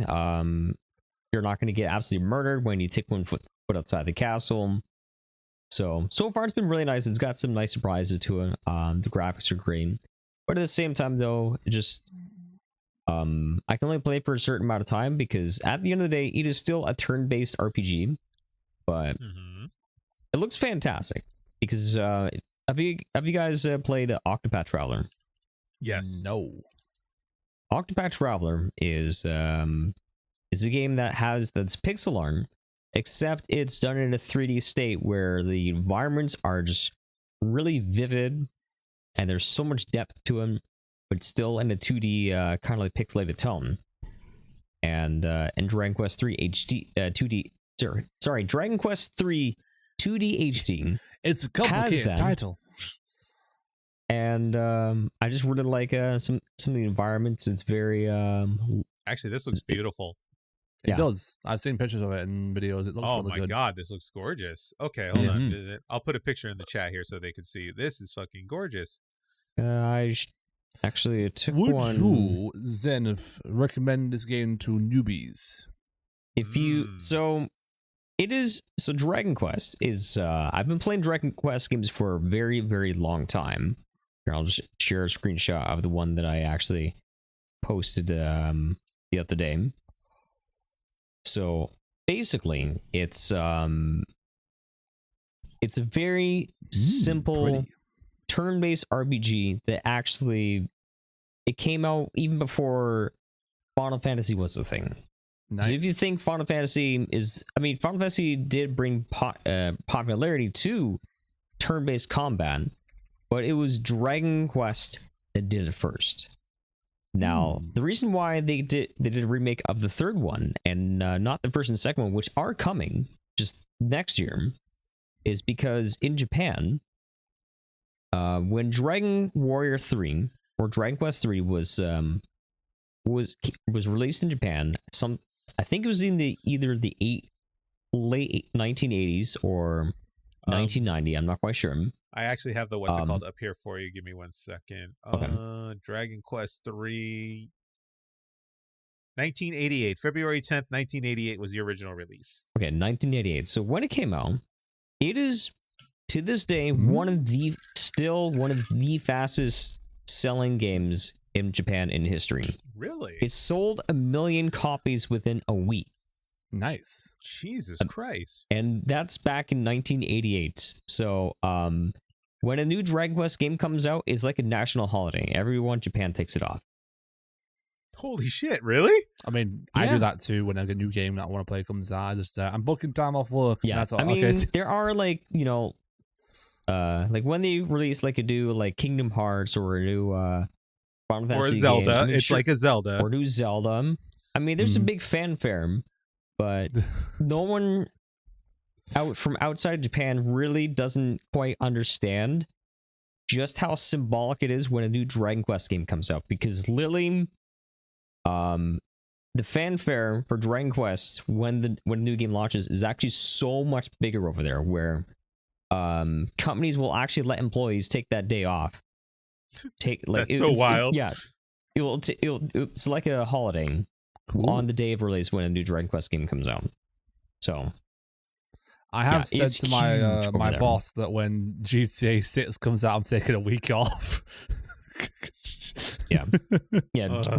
This is bigger than a GTA 6. This release would be here. this is a cultural event. It looks Yes. like. Yeah. So Dragon Quest 3 was actually one of my earliest memories was me coming out into the living room. My parents were taking a break from their Dungeons and Dragons campaign, and they were playing an RPG game that featured slimes that had smiley faces on them. Oh, and I was absolutely fascinated. That's actually what kicked off my my interest in drawing knights as a child, where I'll draw like fighters with swords and shields. And for the longest time, I could not figure out exactly what game that was until I was about 13 years old. It was my birthday, and I got a Game Boy Pocket. It came with Pokemon Yellow and a game called Dragon Warrior Monsters. And it didn't hit me right away that I was playing a game that was from the exact same franchise until I actually heard the overall theme in that game that's from the original Dragon Quest 3. And then it hit me, and I was like so emotional about it. I said, oh my gosh, I've been looking for this game for like 10 years. So, yeah. I've got So questions. that's my story. I've never touched one of the games, so I got questions here. So, compared to Final Fantasy, do these, I guess, are all these games isolated? Like, are they all isolated amongst each other, Yes, or is this all isolated? Okay. You don't have to play them in any order. Okay, so then the other question I have is, when you talk characters and stuff like that, is it doing a party system? Like, do you pick like a generic party, like a healer or a fighter or whatever, or are these characters that are developed for you that you build, like that get built up? So in Dragon Quest 3, actually, so you are given the hero, and you can pick a male or female. But then after that, you can choose to go out on your own, but you will get your ass kicked. Okay. But you go to a party planning area, and you actually get to pick different classes. So there's your generic warrior, mage, and priest. But you can also create like a thief, a merchant, a martial artist, as well as a fool, which is basically like a girl in a cat costume that's wearing like no clothes. Wild. Okay. And you get to customize how they look and customize their voice lines. And so you get to create your own characters. And it was like one of and for the NES, it was actually one of the very first games that ever has allowed any kind of character creation in any game whatsoever. That's insane. That's cool. Yep. I can't buy any more that's where it all games this began. year now, now you're telling me to go buy this, and I can't do this. No. Yeah, it's Pretty for the PC and for PS5, Xbox Series X, and Switch. I'm currently playing it on the Switch, and it still looks gorgeous. How much is this? Hold on. Probably It's full price. $70. Well, Yeah. it's $70 Canadian. So Oh, okay. Hold on. Dragon Quest 3. Okay, it is $60 here in the US on Steam. Oh, but it looks so fucking gorgeous. yeah, It does. it's really good. I think if you're a classic of like just classic RPGs like Final Fantasy, I think you would have a great time with this, Eric. I've And never it's touched not one of brutal or these. hard. Yeah. What a beautiful looking fucking game. Like they really went all out in terms of like sprites and giving it like this color. Mm-hmm. Yeah, it's really, really fun. And then for those that do not know, this is all basically like a world created by Toriyama, right? This is all Akira Toriyama. Akira or did he Toriyama. just do the artwork? Well, he did the artwork, but he also created the characters. So he did create kind of the universe in a way. He heavily had He like was a major character influence. designer. Yeah. Yeah, he has a heavy influence on all the Dragon Quest games. So if you love Dragon Ball, you'll love Dragon Quest. Okay, this is just like you'll like it when I'm dragging these nuts all over your face. I knew that was coming. We got to get back to that Baldur's Gate 3 playthrough. We have so much stuff we got to get done. Been like a year since we started that playthrough as well. Has it been a year since we did that playthrough? I think it has, yeah, because Baldur's Gate 3 came out like August last year, and we played like towards the end of last year. So yeah, I think it's been a year. God. Jesus Christ. We'll get back to it soon enough, boys. I know. Pal wants to play too now. She wants to go on a campaign. Maybe I'll grab her a copy for Christmas. Dragon Quest 8. I'm looking at the comments here. I think it's Yeah, that one was for the PS2, and it was also then it had like its own version for the Nintendo DS. Sorry, how many Nintendo of these 3DS. can I actually buy like on the PC? Let's see here. Probably all of them, right? Well, no, because there's like DS ones, I think. Oh, all right. Yeah, and you can't get Dragon Quest 8 unless if you emulate it on either the 3DS or PlayStation 2. Right. That one was isolated to that system. Mm-hmm. Let's see here. You can buy Dragon Quest 1 and 2 remake. You can get Dragon Quest 9. Dragon Quest 11. 11. Yep. And then you can get. And Dragon Quest 11 was really good. Yeah, there's not very many you can get. You're gonna fill out a lot of the gaps with the 1 and 2 remake, and then the 3 remake. Yeah. But there's like a lot of them that you're missing. For the hopefully they fix all of that, and you can play all of them. All right, that is Dragon Quest 3 HD 2D remake. That is $59.99 on Steam, and it looks like it's $59.99 on the Nintendo Store or the eShop. All right, you're gone, and you have started playing one of my favorite games, Zenith. How is The Secret of Mana? So I fucking hate it. I don't hate it. No. I'm just playing with it. I do. It did take me a little bit to kind of like catch on to the gameplay, but also I feel that the moment I caught on to the gameplay, once I started getting, is first of all I struggled at that freaking like tiger bot. Yeah, the tiger's hard. I had like 4 game overs from that. I'm like, motherfucker. But then after that, once I started getting like access to like magics, like the sprites, then the game became incredibly easy. So like going around the different areas and like the combat, like, you know, you still have to be careful. And but the thing is, though, I just keep getting frustrated because I go to make an attack and then someone tries to hit the enemy that I'm trying to hit, and they do like 2 damage when their meter is like very, very little. It's like, dude, what the fuck, man? You're taking all my hard work. I'm trying to, you know, be efficient here. So a lot of times, just, you know, getting frustrated with your party members. But so far, you know, I like it. But I feel that because I didn't really give this game a chance until like much later on, I feel that it probably didn't age very well. I would agree to that. It didn't age all that well. So for those that do not know, Secret of Mana is kind of like a hack and slash RPG, I guess is a lack of a better term. It's like a hack and slash RPG, and it actually comes from Squaresoft, which is pre-Square Enix. Okay. And it comes from that golden era of Super Nintendo when it was basically Secret of Mana, Final Fantasy VI, and Secret of Evermore, and Final Fantasy IV. Like all these like golden era. Oh, Chrono Trigger's in that mix too. Like Yep, it all same. comes from that golden era of Super Nintendo during Square's, like, I would say, their best run. Some will argue that obviously some feel the PlayStation run from Squaresoft was much better, but I think the Super Nintendo one trumps them all when they had, because they were just doing hit after hit after hit in terms of what they were cranking out during that era. But yeah, Secret of Mana is like a hack and slash RPG type of thing. You have a party of 3.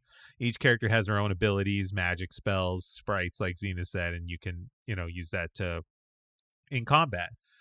And I knew you were going to get stuck on the Tiger Boss, because the Tiger Boss is hard as fuck. Yeah, Tiger Boss so far is by far the hardest challenge. Yeah. And that one took me, when I was a kid, that one took me a good few hours to get through. That one was a nightmare. Mm-hmm. They kind of nerfed him in the PlayStation remake, but I didn't want you to do the remake. I wanted you to do the original. Yeah, the OG. original. I took a look at the remake, and I'm so glad I didn't get the remake, because I would have shut the thing off after like an hour, because they have the same old trope that I mentioned pretty much every single podcast is, wow, the characters say way too damn much in combat. Shut the fuck up. And can you please stop saying the exact same things after every single time you take damage?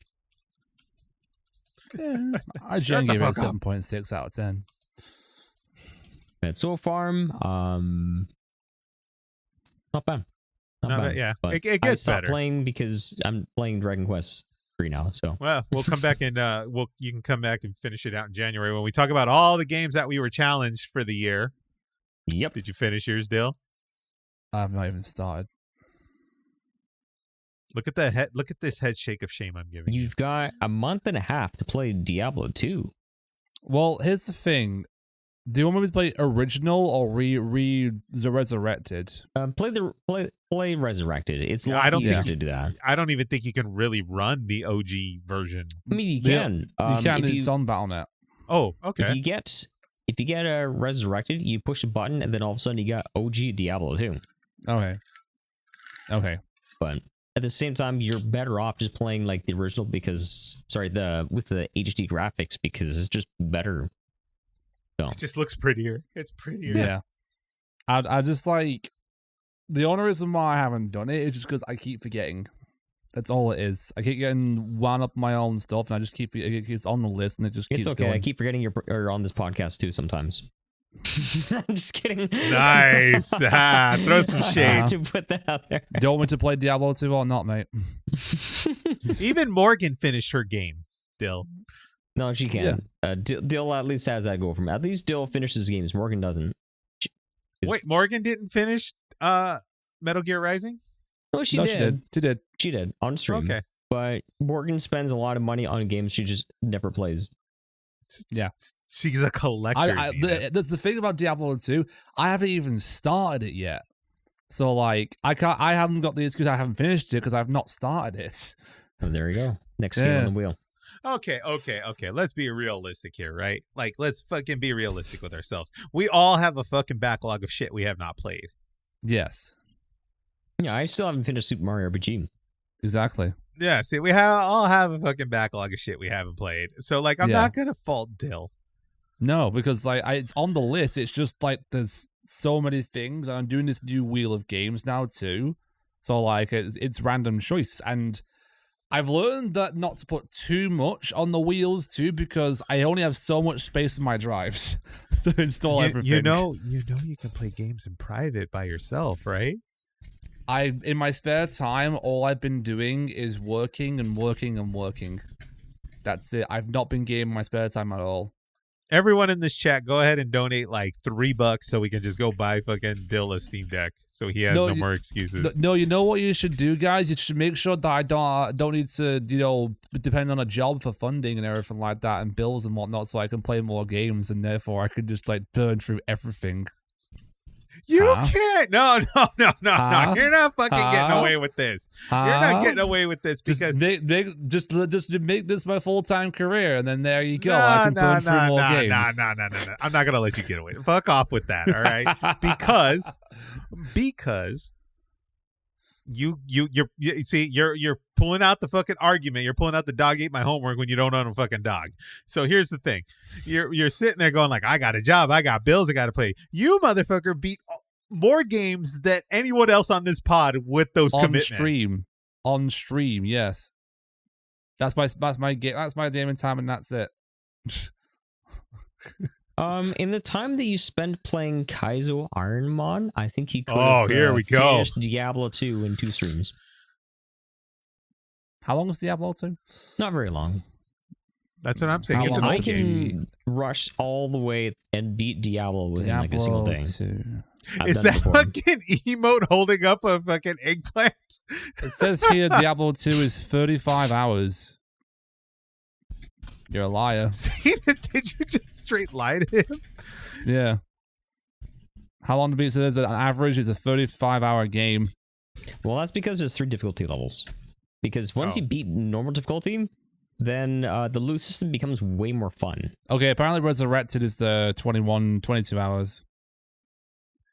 Okay. Let me see here. This is us forcing Dill to play shit.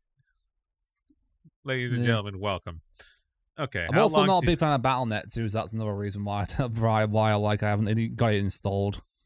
So I think you can get Diablo 2 on PlayStation, so I don't think you need Battle.net. I feel like Battle.net will find a way. They always do. I'll don't worry. I'll sort it out. I just need to like sit down and actually get stuff. Zenith, you straight lied to this poor man. Yeah. Diablo 2 Resurrected is 21 and a half hours. Okay, sorry. And that's if you're new to Diablo. For me, I can rush all the way through normal because you have vast day. knowledge of Diablo 2. That's why. Sure, I do know where I'm going. Yes. I do know where I'm going.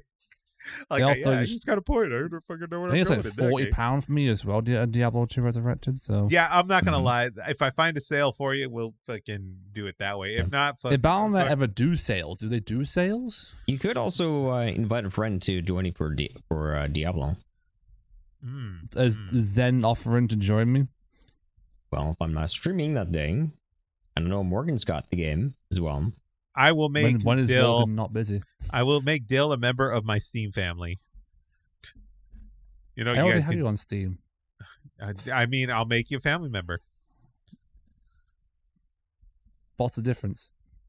So if you do not know, Steam now has Steam like family share or whatever. So now, like, I can make up my own family. Like, I'm gonna put Pow and I'll put whoever, and then I can share my library with them, and they can play games from my library. Is Diablo 2 on Steam? It shouldn't be. No, it's on. Oh, is it not? No, it's Battle.net only. Which one of them's on Steam? Probably 4. Oh, fucking hell! Yeah, that's why. So I have to literally also reinstall Battle.net 2 because I don't have it currently on this machine right now.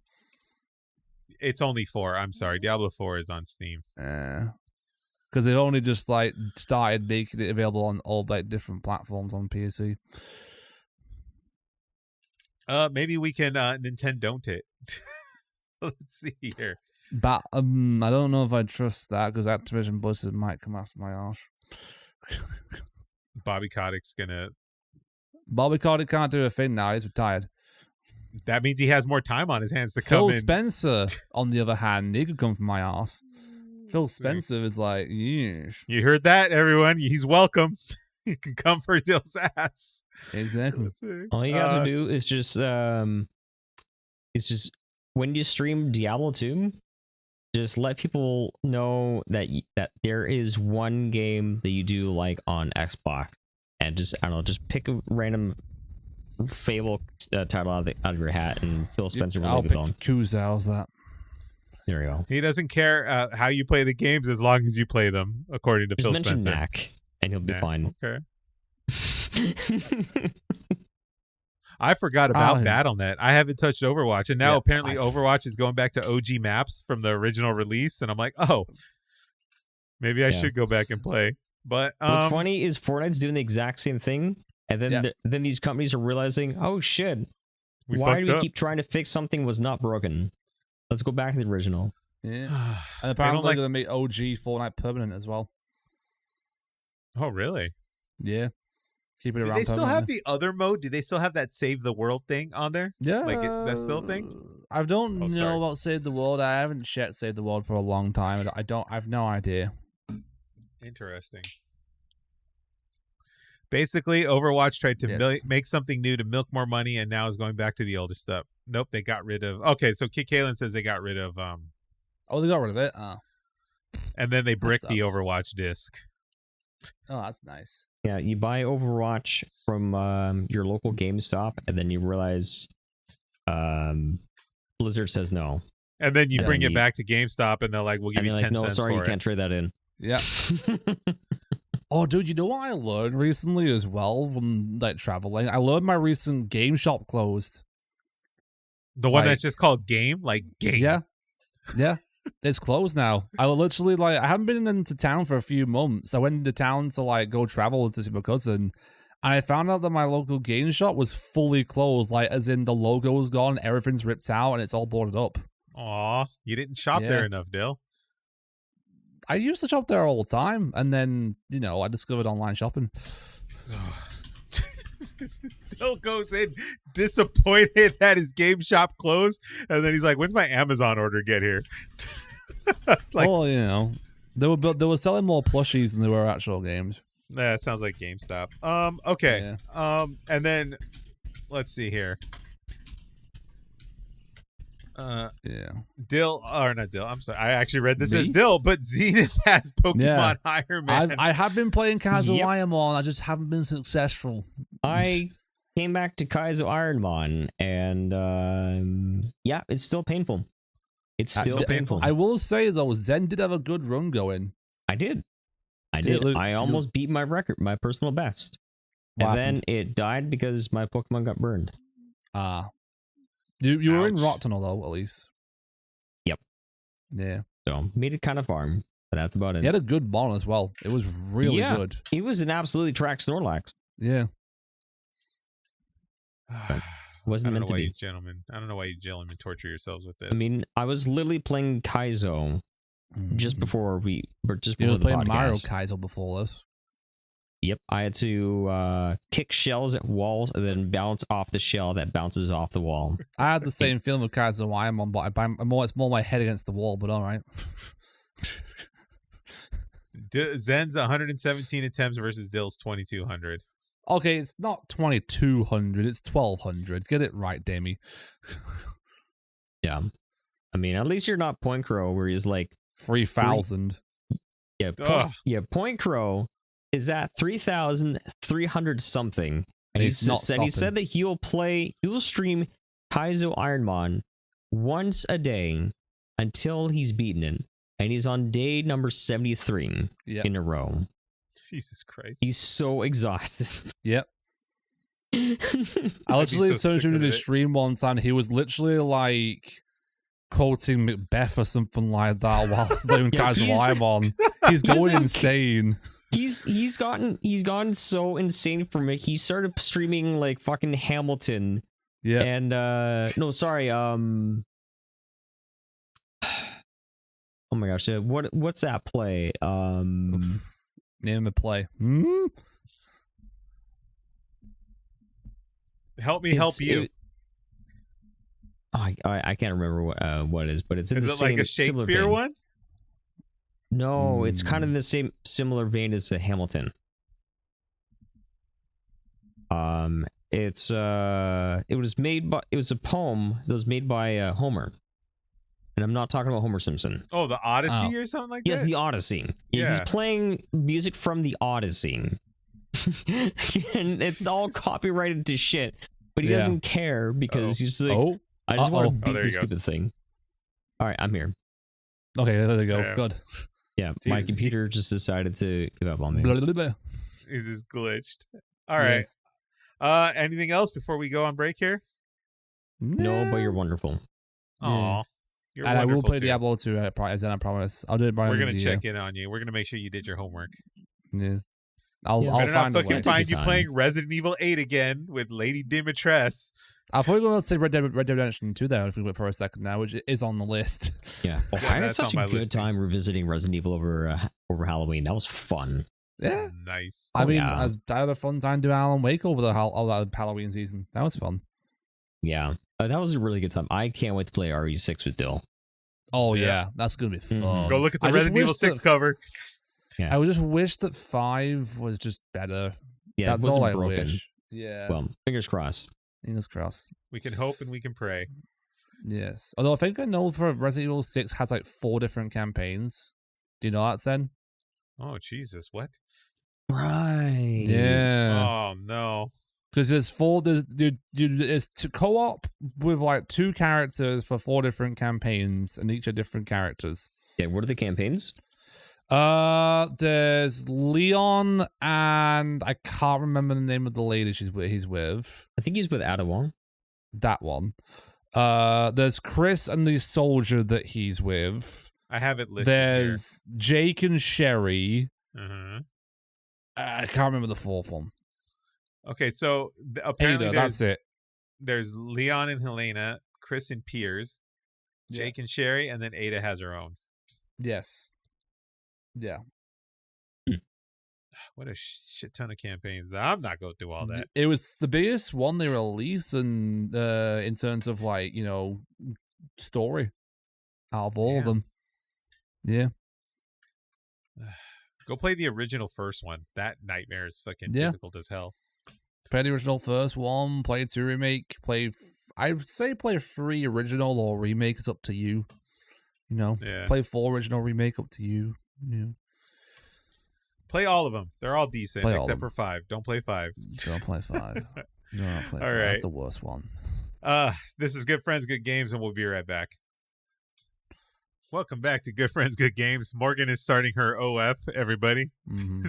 Yay. Onlyfans.com Subscribe for /$69. $69. Snotty Toddies. Snotty Toddies, nice. That's her fucking OF page. Jesus Christ. Yeah, that's nasty. Yep. That's nasty. That's so disgusting. Mm-hmm. Okay, I'm back together now. And all right. professional. So, seeing as this is the last pod of the year, I guess we should probably start talking about this game of the year talk. The Game Awards. Yay. Do they have nominees yet? No. So they're announcing nominees on the 18th. So like they've basically made a statement announcing that they are announcing the nominations on the 18th. I don't even know why I fucking bother. It's not like any of these matter. But ooh, excuse me. Okay. There is some news out of this though. Apparently Shadow of the Erdtree, a DLC, is eligible for Game of the Year under their award rules. Yep. As much as I loved Shadow of the Erdtree, I don't think it should should get Game of the Year. I agree. Even though I do love it. I think Cole Carnage had a pretty good tweet about that actually. Because he like saw that and heavily disagreed on like it being potentially nominated for Game of the Year. If I remember correctly. Let's make a list. Let's do this. All right, video games released in 2024. Oh god, hang on a minute. Let me have a look. right. Games released in 2020. The thing is, I don't think there's a lot to go through this year. No, honestly. sir. There is a lot of fucking games. Well, I mean, I know we talked about it earlier and everything like that, and like bash it, but I think FF7 Rebirth will probably be on there. It'll definitely be selected. It's gonna be up on Final there. Fantasy 7 out of 10 is Game of the Year. Yeah, it might win. It might win. That's a pretty low bar. Let's see what else we got on here. Okay, oh, so guys, you think Skull and Bones will be Game of the Year, the first quadruple A game? But let's get through the obvious here, right? So let's get through the obvious. Let's see here. Black Myth Wukong? That game sold really well. I feel like that's going to be in there. That game sold incredibly well. It did. I think the controversy surrounding that game probably prevents it from. I think the only winning controversy all those was that awards. it was made by a Chinese team, and that's really it. That's the only controversy. No. That's the only controversy. Basically, there was a thing where basically like in order for you to play the game, they wanted, well, especially like they gave like review copies, and basically they didn't want anyone to be discussing anything to do with like women's rights, and they basically was very like sexist with some of their opinions and with their Really? standards. Okay, I didn't know about that. Yeah, so I forget exactly what else was entailed, but it was just like big old red flag, and it's like no thank you. So nah, not for me. Oh yeah, it's another topics to avoid, including feminist propaganda, fetishism, and other content that's insinuates negative discourse. Oh, interesting. Okay, let's see here. 2024 game release date calendar. Can I just see? Maybe the Like a Dragon Infinite Wealth game. That's probably in the Yakuza list. So series? here's let's get, like I said, let's get the obvious out of the way. Final Fantasy VII Rebirth is going to be in this list For sure, yeah. I'd be incredibly impressed if it was not, or I'd fucking eat my own lunch if that did not. Persona 3 Reload. That game was that game kind of took over for a while when that released. I feel like that could be nominated for it. I don't think that's going to be it. No? All right. I think you're looking at Final Fantasy VII Rebirth. You're gonna look at Warhammer 40k, Space Marine 2. No, but I think Helldivers is going to be in there. No. I think Helldivers 2 would have been in there if Sony hadn't fucked that up. That has nothing to do with the quality of the game. No, but like the player base was there and heavily strong for months, and then Sony fucked that shit up, and it got halved within a week, and it's continued to decline since then. I think Helldivers 2 would have been nominated for Game of the Year if it wasn't for that. What do you think, Zenith? Do you think Helldivers 2 is going to be in there? Actually, I do think it will be. Oh, okay. I think maybe Game of the Year. Realistically, I think it'll be Astrobot. Astrobot's pretty good nomination. Astrobot will be in there, but I don't think it's going to win. Yeah. But to be entirely honest, I mean, we did have some good games this year, but I don't feel that like we have like a title that's a clear cut, hands down, where like we have like The Last of Us or Elden Ring as like Game of the Year candidates, where it was like a given. There is no given. No, I think 2022 was the last year where I felt pretty confident in what Game of the Year would be. Well, last year, like we were pretty confident it was gonna be Baldur's Gate, and hey, it did win. Well, yeah, because Baldur's Gate 3 just like took over everything and basically changed everything. There wasn't really anything too groundbreaking. Nothing concrete. I mean, you don't know. So you guys are missing one underdog in this whole thing. Funko Fusion? No. My money, and I'm going to put decent money on this. I think Balatro is going to get Game of the Year. Oh, yeah, I've heard about Balatro. Balatro is basically a roguelike card game, and you build up certain decks in order to progress. So it's like a skill-based like roguelike in the form of like a pseudo poker card game. Okay. So it's like poker, but you're not losing out on money. Yeah, so here's the thing. Look at this. 10 out of 10 on Steam. 4 out of 5 Eurogamer, 90% on Metacritic. This game is highly reviewed. Oh, wait, Dragon Age the Veilguard. I don't know. Everest isn't here to tell us about Dragon Age. But that's true, yeah. Everest could tell us, but she's unfortunately... probably playing Dragon Age. Yeah. But maybe that's why she hasn't talked to us. She's just playing Dragon Age all the time. You're right. Yeah. Let me see. What did IGN give this? IGN gave this... Balatro. IGN gave Balatro a 9 out of 10. Okay. And this is basically like a $15 indie game. I'm betting hard money that this is going to It could do. What about... I mean, What about Star Wars Outlaws? Nah. No. Star Wars, get out of here. Yeah. Star Wars, get out of it. It didn't exactly... It kind of like just was there. It was not a bad game, but it just kind of fizzled. It was gone, and I forgot all about it. Dragon's Dogma 2? I don't know. Apparently that was pretty good. But like it didn't have the fanfare that like Dragon Age or Baldur's Gate did. Yeah, I guess not. Final Fantasy VII Rebirth is probably like the game that had the most fanfare, so I think that might be the one. But what is your personal game of the year? My personal game of the year. What does it have to come out this year, or just in general for like any game? It has to be this year. It has to be a new release. Came out this year. It had to have come out this year. I don't know. I'm looking at my backlog real quick. Otherwise, you're gonna be picking Pokemon Coliseum. I mean, I did play that this year. Okay, I'm going to be realistic with you. I think Helldivers is going to be in the list. I'll get to mine in a second here. But I think Helldivers 2 is going to be in that list. It's going to be Final Fantasy VII Rebirth. They're probably going to put Zelda Echoes of Wisdom in there if it makes the cutoff date. And I think Balatro is going to be in there, and probably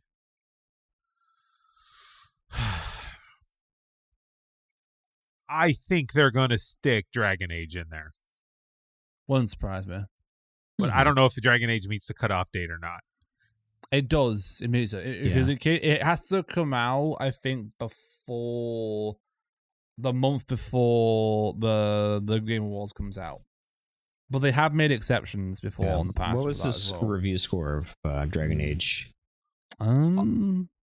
Although, if they take out, if they are allowing Erdtree to be in the Game of the Year column, it's probably going to be Elden Ring again.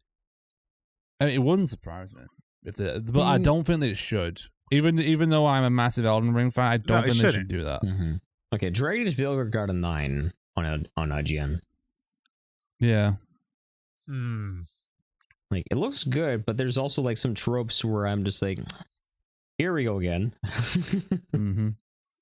But nevertheless, like, see, here's the thing as well. In terms of games that actually came out this year that I've played, the only ones that I've done are Final Fantasy VII Rebirth, Sonic X-Shadow Generations, and the Elden Ring DLC.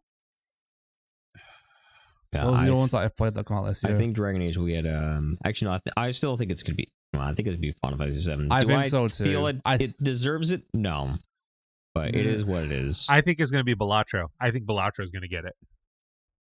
Could do. That'd be cool. Because remember, Hades won. Yeah, Hades was really good. It did win that. Yeah.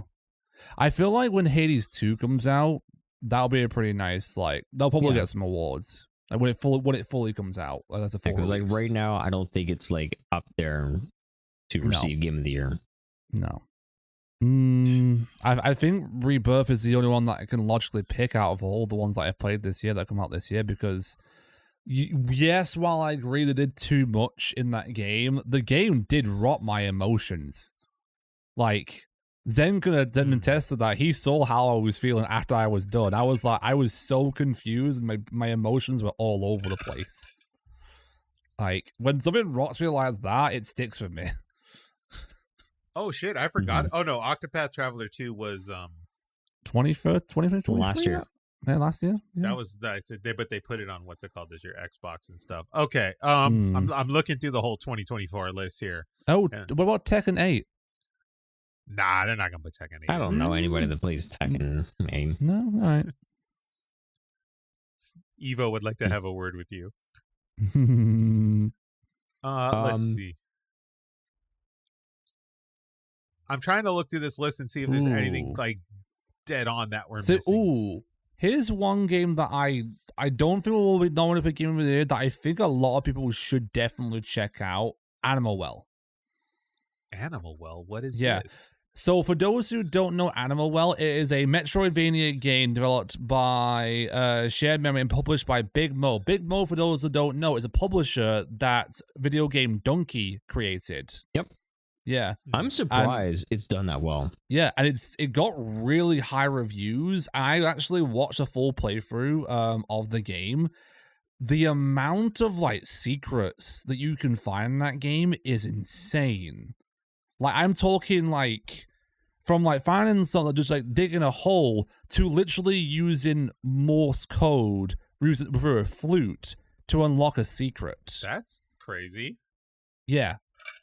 The Animal Well, I don't know if it'll get nominated for the Game of the Year, but it should definitely get nominated for something in Game Awards, for sure. At least for like best indie game. Yes. If that gets nominated for game for best indie game, Yeah. I'm definitely picking that. But then I've again, not played Balatro it, but probably has it, so Eric's got a good point. Yeah. I think I'm the chat can call me crazy, but I think it's going to be Balatro. But let me see Crazy? here.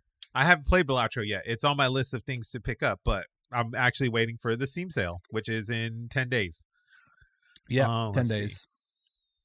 Steam sale. The year. I'll always just go through my wish list and see what's on there. I'm looking for a list to like break down some of this a little bit easier.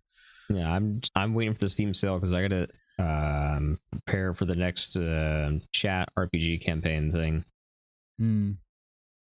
Okay, let's see here. Oh, the Silent Hill 2 remake. Oh yeah, I forgot about that. That could be picked. From what I heard, actually, it's very good. Silent Hill 2 remake is actually very good. I follow Maxi Lobes, who's a massive fan of the Silent Hill franchises, and he's very critical about the developer of the remake, Bloober Team. But he played it thoroughly, and he actually really enjoyed the remake. He thought it was really well done. And he did like multiple. He got all the endings in the game just to like make sure he played it, and he thoroughly enjoyed it, which was good. So Silent Hill 2 remake, yeah, that could be picked. Is it realistically going to be picked though? I don't know, because like Silent Hill is a pretty like, it's kind of like among horror fans, yes, but in terms of the entirety of the audience, like the world, probably not. Yeah. All right, let's make a notepad here. Let's see if we can pick out the nominees here as our collective brains work together here. Let's see. All sharing the same brain cell. Yeah, we've all killed all our other ones, so we all got to share the one we have left. Yes. So let's see here. Okay, so obviously FF7 Rebirth definitely is obviously going to be in this list. Do we think Elden Ring, if they're going to allow Elden Ring, is it going to be in there? I think if they do allow it, it will be in there. Okay, what do you think, Zenith? I think they'll allow it in there because it does technically qualifying. Because but is it going to get in there? Will it win it? I think because not win it. We just want to come. Let's get to the. I don't think it will first. win it. Yeah, it will be nominated. Okay. Yeah. Elden Ring. SOE. Okay. I think Balatro is going to get in there. You think? Okay. Yeah. You think? Anyone not agree with me on that? Well, I can't really disagree with you because I've never played Balatro before, so I don't know. I'm going to throw it in there because I confidently think it's going to get there. A lot. How many do they have anyway? Is it 7? I think it's six different games in total for Game of the Year nominations. Okay. So I think Balatro is the wild card. I think that's the underdog in this whole thing. Okay. So we have FF7 Rebirth. We have Elden Ring, Shadow of the Earth 2. We have Balatro. What's the other one that we all think is it? Helldivers? Do we think Helldivers is going to get it? You can put Helldivers 2 in there if you want. Yeah, I feel like it would have been Game of the Year if it hadn't been for Sony fucking that up. But like, if you want to put it on there, I don't think it'll win. Yeah, I think you could get a nomination, but because of what happened with like Sony and the controversy with that game, I think it probably won't win.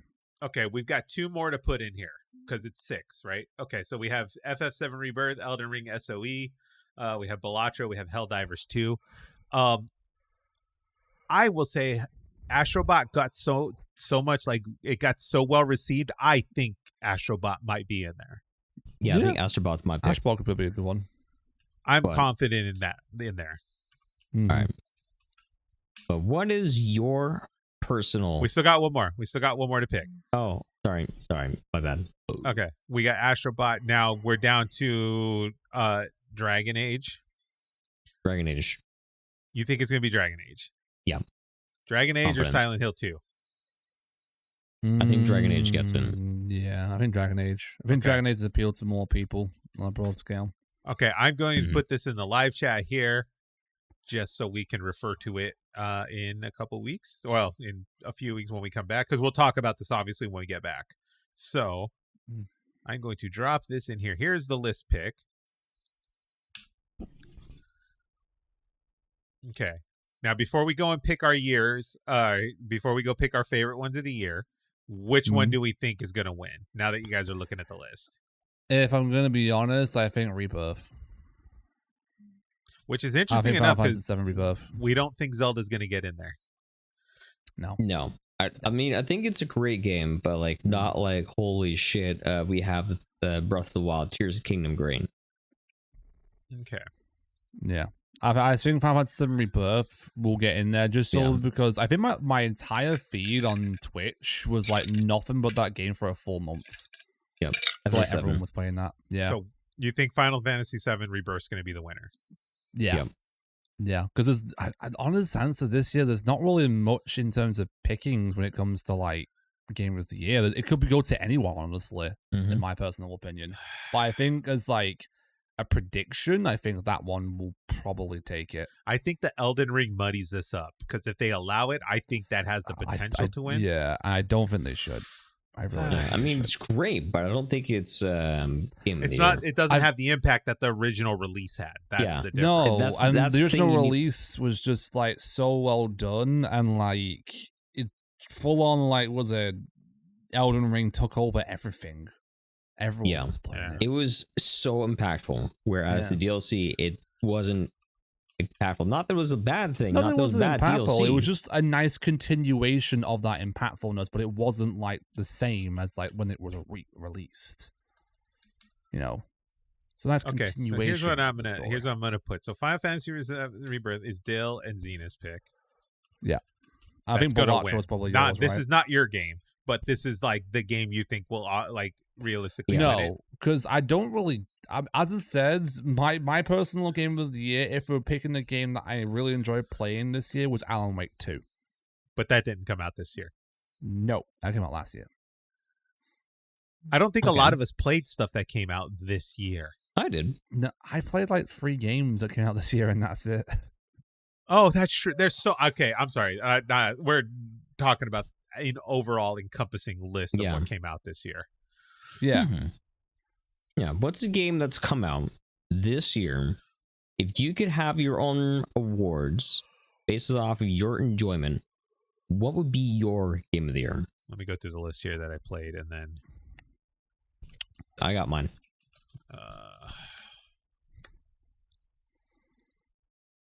Let me see. What did I play that came out this year?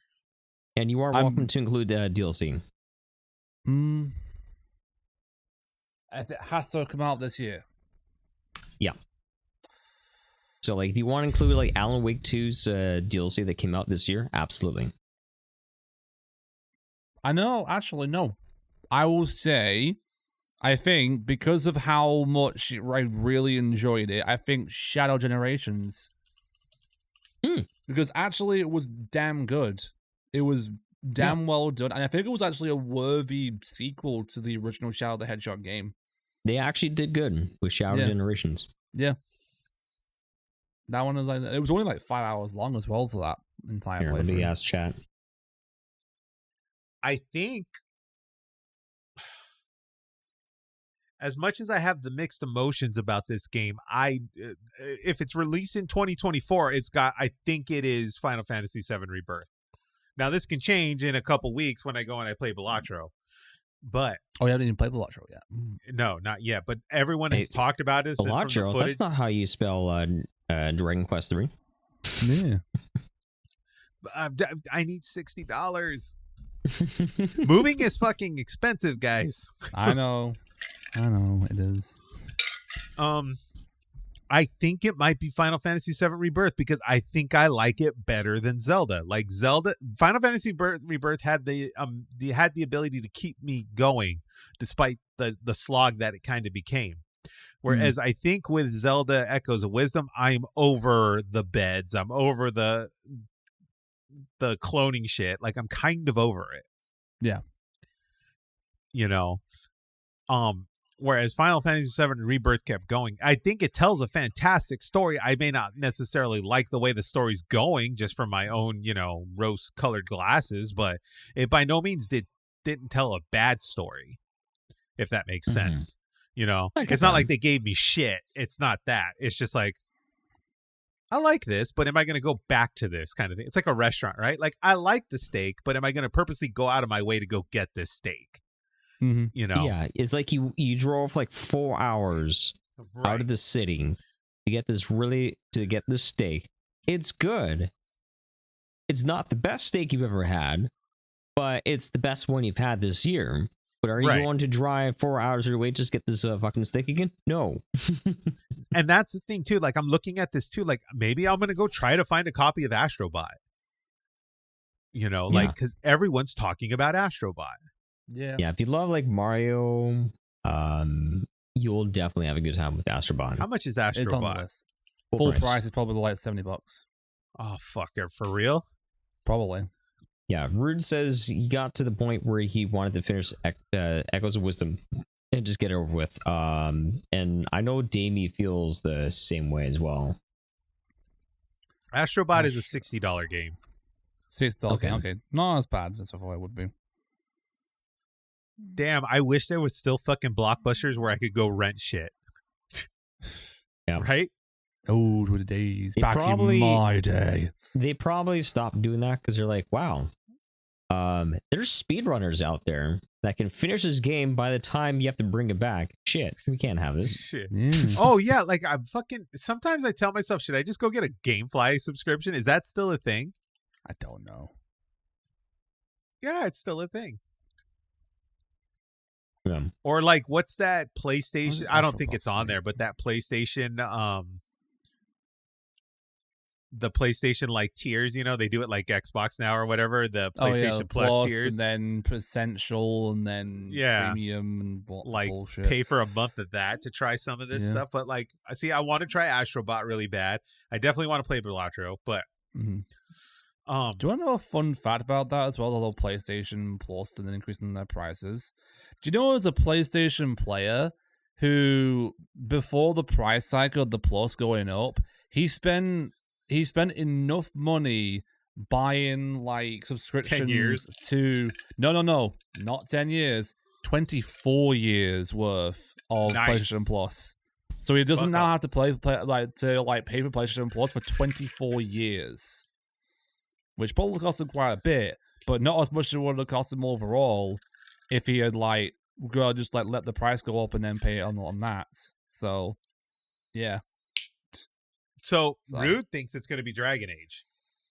It could be Dragon Age. I've not played Dragon Age. I've heard good things about Dragon Age. I just haven't delved into it yet.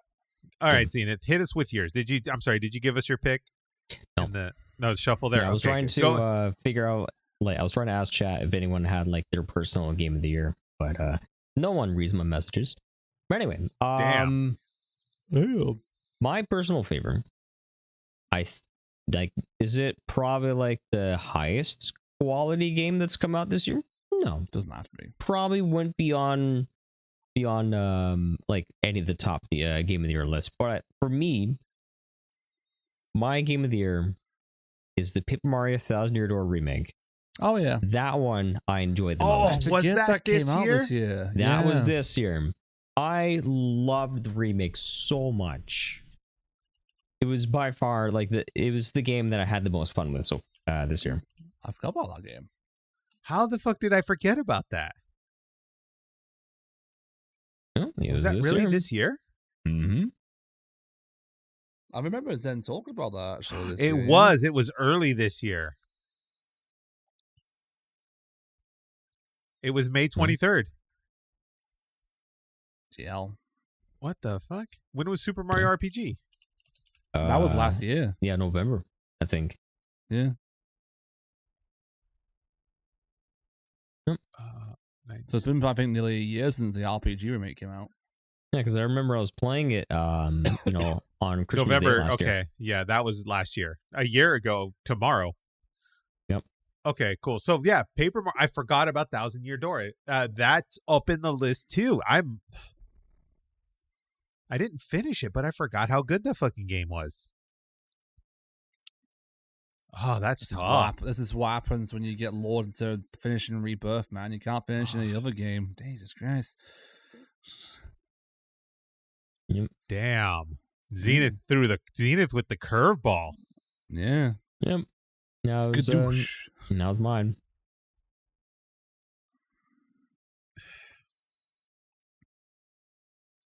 I think from sheer experience, I still think it's Final Fantasy VII Rebirth. Just the experience from the game. I still think The experience that's it. was very good. I will say. I still think I had a it's lot of it. fun with that. It's a love-hate experience, but Thousand Year Door is an amazing game. I'm not discounting that by any means.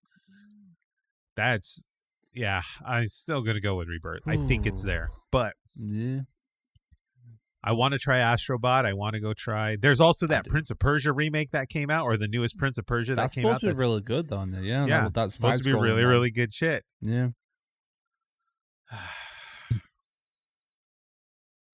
All right, ladies and gentlemen, if you haven't yet, share your stuff in the chat. Share your stuff. Share your stuff. Share your stuff. Let's see here. Rude's going with Dragon Age. Jamboree from Papalito. Paper Mario Jamboree or Mario Party Jamboree. It was a very good Mario Party, to be fair. Yeah. I'm down. I'm not discounting Thousand Year Door at all. I think that's an incredibly fantastic game. It was an incredibly fantastic remake. Yeah, I'm torn. I have to think about that one a little bit. I think I just got to go play some shit to fucking wind out the year. Yeah. That's why I'm doing the Wheel of Games. I can just like binge through a bunch of like games that I've had on my list for a while that I can just, enjoy. Nice. I don't have to choose. All right, ladies and gentlemen. Anyone have anything else before we wind down and we call it here? I have one thing that I would like to ask everyone. Okay. What is your most anticipated game in 2025? Ah, you fucker. Let's go. Let's do that. Okay, here we go. Come on, man. I want to go back to bed. No. You stay awake then. You're contractually obligated to be here. Yes. Yes. So let's see. 2025 releases so far. Now chat.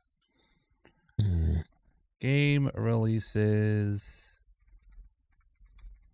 Here, what do we got here? Okay. 2025. What have we got so far? Upcoming titles. We got Metro Prime 4, Eric. Oh, True. fuck yes. Metro Prime 4. That is true. Let's see. I mean, at the moment, but a lot of them are like from like January to April that are confirmed release date from the looks of it. I know Ghost of Yotai got recently announced. Yes. That's the Ghost of Tsushima sequel. I definitely want to play that. I actually want to replay the Ghost of Tsushima just to prepare for that, honestly. Obviously GTA 6. That's I was gonna say, does no one not see the big gigantic elephant in the room? Yeah. Like GTA 6. GTA 6 is probably like going to be the biggest release. I guarantee you, there's going to be so many people taking time off work as well when GTA 6 comes out. I guarantee you, there's going to be a massive increase of why are so many people in IT? Not in right now. What's going on? Yeah, where is everybody? Yeah. What is Pokemon ZA? Is that an actual confirmed thing? Yes. So remember Pokemon Legends Arceus? Yes. So it's not a sequel to that, but it's another Pokemon game in that style that is being released in Gen 6, which is X and Y, basically. Not much is known about it at the moment because they'll just announced it and that's it. What we do know is from rumors, leaks, and just like tibber tapper on like Reddit posts and everything like that at the moment. Nothing's been confirmed yet. Mega Evolutions are going to come back. Apparently the entire game is going to be set in like one entire gigantic city hub area. Whether you go out and explore the Kalos region, no idea. And there's debate whether it's going to be set in the past or the future as well. Pokemon Pizza. Hell yeah. Donkey Kong Country Returns HD is January 16th. That is true. Yes, I noticed that. I think my most anticipated thing for the year, we're up there with we are looking at, I think it's going to be GTA 6, assuming that's 2025. I think it's going to be GTA 6. If it doesn't get pushed back, yeah. I think GTA 6 is probably going to be up there for me too. I mean, put that the shit is out of GTA 5. That is one of the biggest games of all time. Yeah. In the event that GTA 6 doesn't come, There's the Doom. The what is it? Doom Ages or Doom Dark the Ages? Dark Ages. Oh, yeah, Doom the Dark dude. Ages is on its way. Yes, I need to replay now the Doom and Doom Eternal games to prep for Doom the They're Dark so Ages. good, but at the same time, though, have reservations about the next Doom because it's not going to be the same without Mick Gordon. True, yeah, because he was phenomenal with the album in that game. Yeah, because no offense to like whoever they got doing their music now, but it's not Mick Gordon. Yeah. I mean, if you want Mick Gordon, just play Atomic Heart with the weird robot fridge. Yeah. We also have Little Nightmares 3, which will probably be a great game because Little I still Nightmares need to play the is second amazing. game. I haven't played the second game yet on that one. Little Nightmares is amazing. And then we have Borderlands 4 is not officially announced yet, but that should be coming down I don't know if the they've pipe. announced it for 2025, but yeah, they've announced Borderlands 4. That's cool. I think the biggest one, Ghost of Yotai, hasn't been announced yet either. I don't know if that's a 2025 thing, but No idea, but it's cool they've announced it. I think if it's 2025, the Indiana Jones one. I want to play the Indiana Jones one really fucking bad. That comes out like next month, bud. Really? 9th of December. Why is this not? Why is this showing 2025? Well, it shouldn't, unless it's delayed it, which I don't think they have. And an Indiana Jones game. I was fucking excited to be Indiana Jones. Indiana Jones and the Great Circle, 6th December this year. Oh shit, we're almost there. Yeah, less than a month away. Never mind you then. should be able to play it through the Game Pass as well, apparently. Yeah. Assassin's Creed Shadows is February 14th. Do we care about Assassin's Creed still? Is that a thing? No, nobody cares about Assassin's Creed. Really, I've kind of lost interest. Valhalla kind of killed my interest now in Fuck history, right? It doesn't belong in my video games. It's not that. I'm just bored. I'm bored of Assassin's Creed now. I've got to that point now. I've played all of them, and I'm like, it's the same bored. shit. Yeah. And then Monster Hunter Wilds is February 28th. Yeah. That one's going to be big for the Monsters. Yeah, that's super excited. That's going to be a pretty big release. Yeah. Yeah, it's a pretty big game. All right. So there you go. I'm excited for Ghost of Yotai and Grand Theft Auto 6. Those are my two I'm looking forward to in the year, assuming that they get this year. I don't know what the hell I'm looking forward to. You're one of those ones that doesn't know until you get it. I just want a Switch announcement with some launch titles, please. Oh yeah, that's a bunch of good point. Yeah, because the Switch, they've said they're going to announce information on the Switch 2 at the end of their fiscal year, which is March 2025. So that could be another thing too. You weren't around. You didn't see the direct where they called it the Switch U. Shut up. If they're Can gonna we call it fire anything Erik from his own podcast, if they're gonna call it anything, they should take inspiration from the NES. oh my gosh! And call it the Super Nintendo Switch. Instead of the Switch U, just call it the Switch. Switch. Replace the I with a U. Switch. Yeah. Nintendo Switch. Switch U. Switch U too.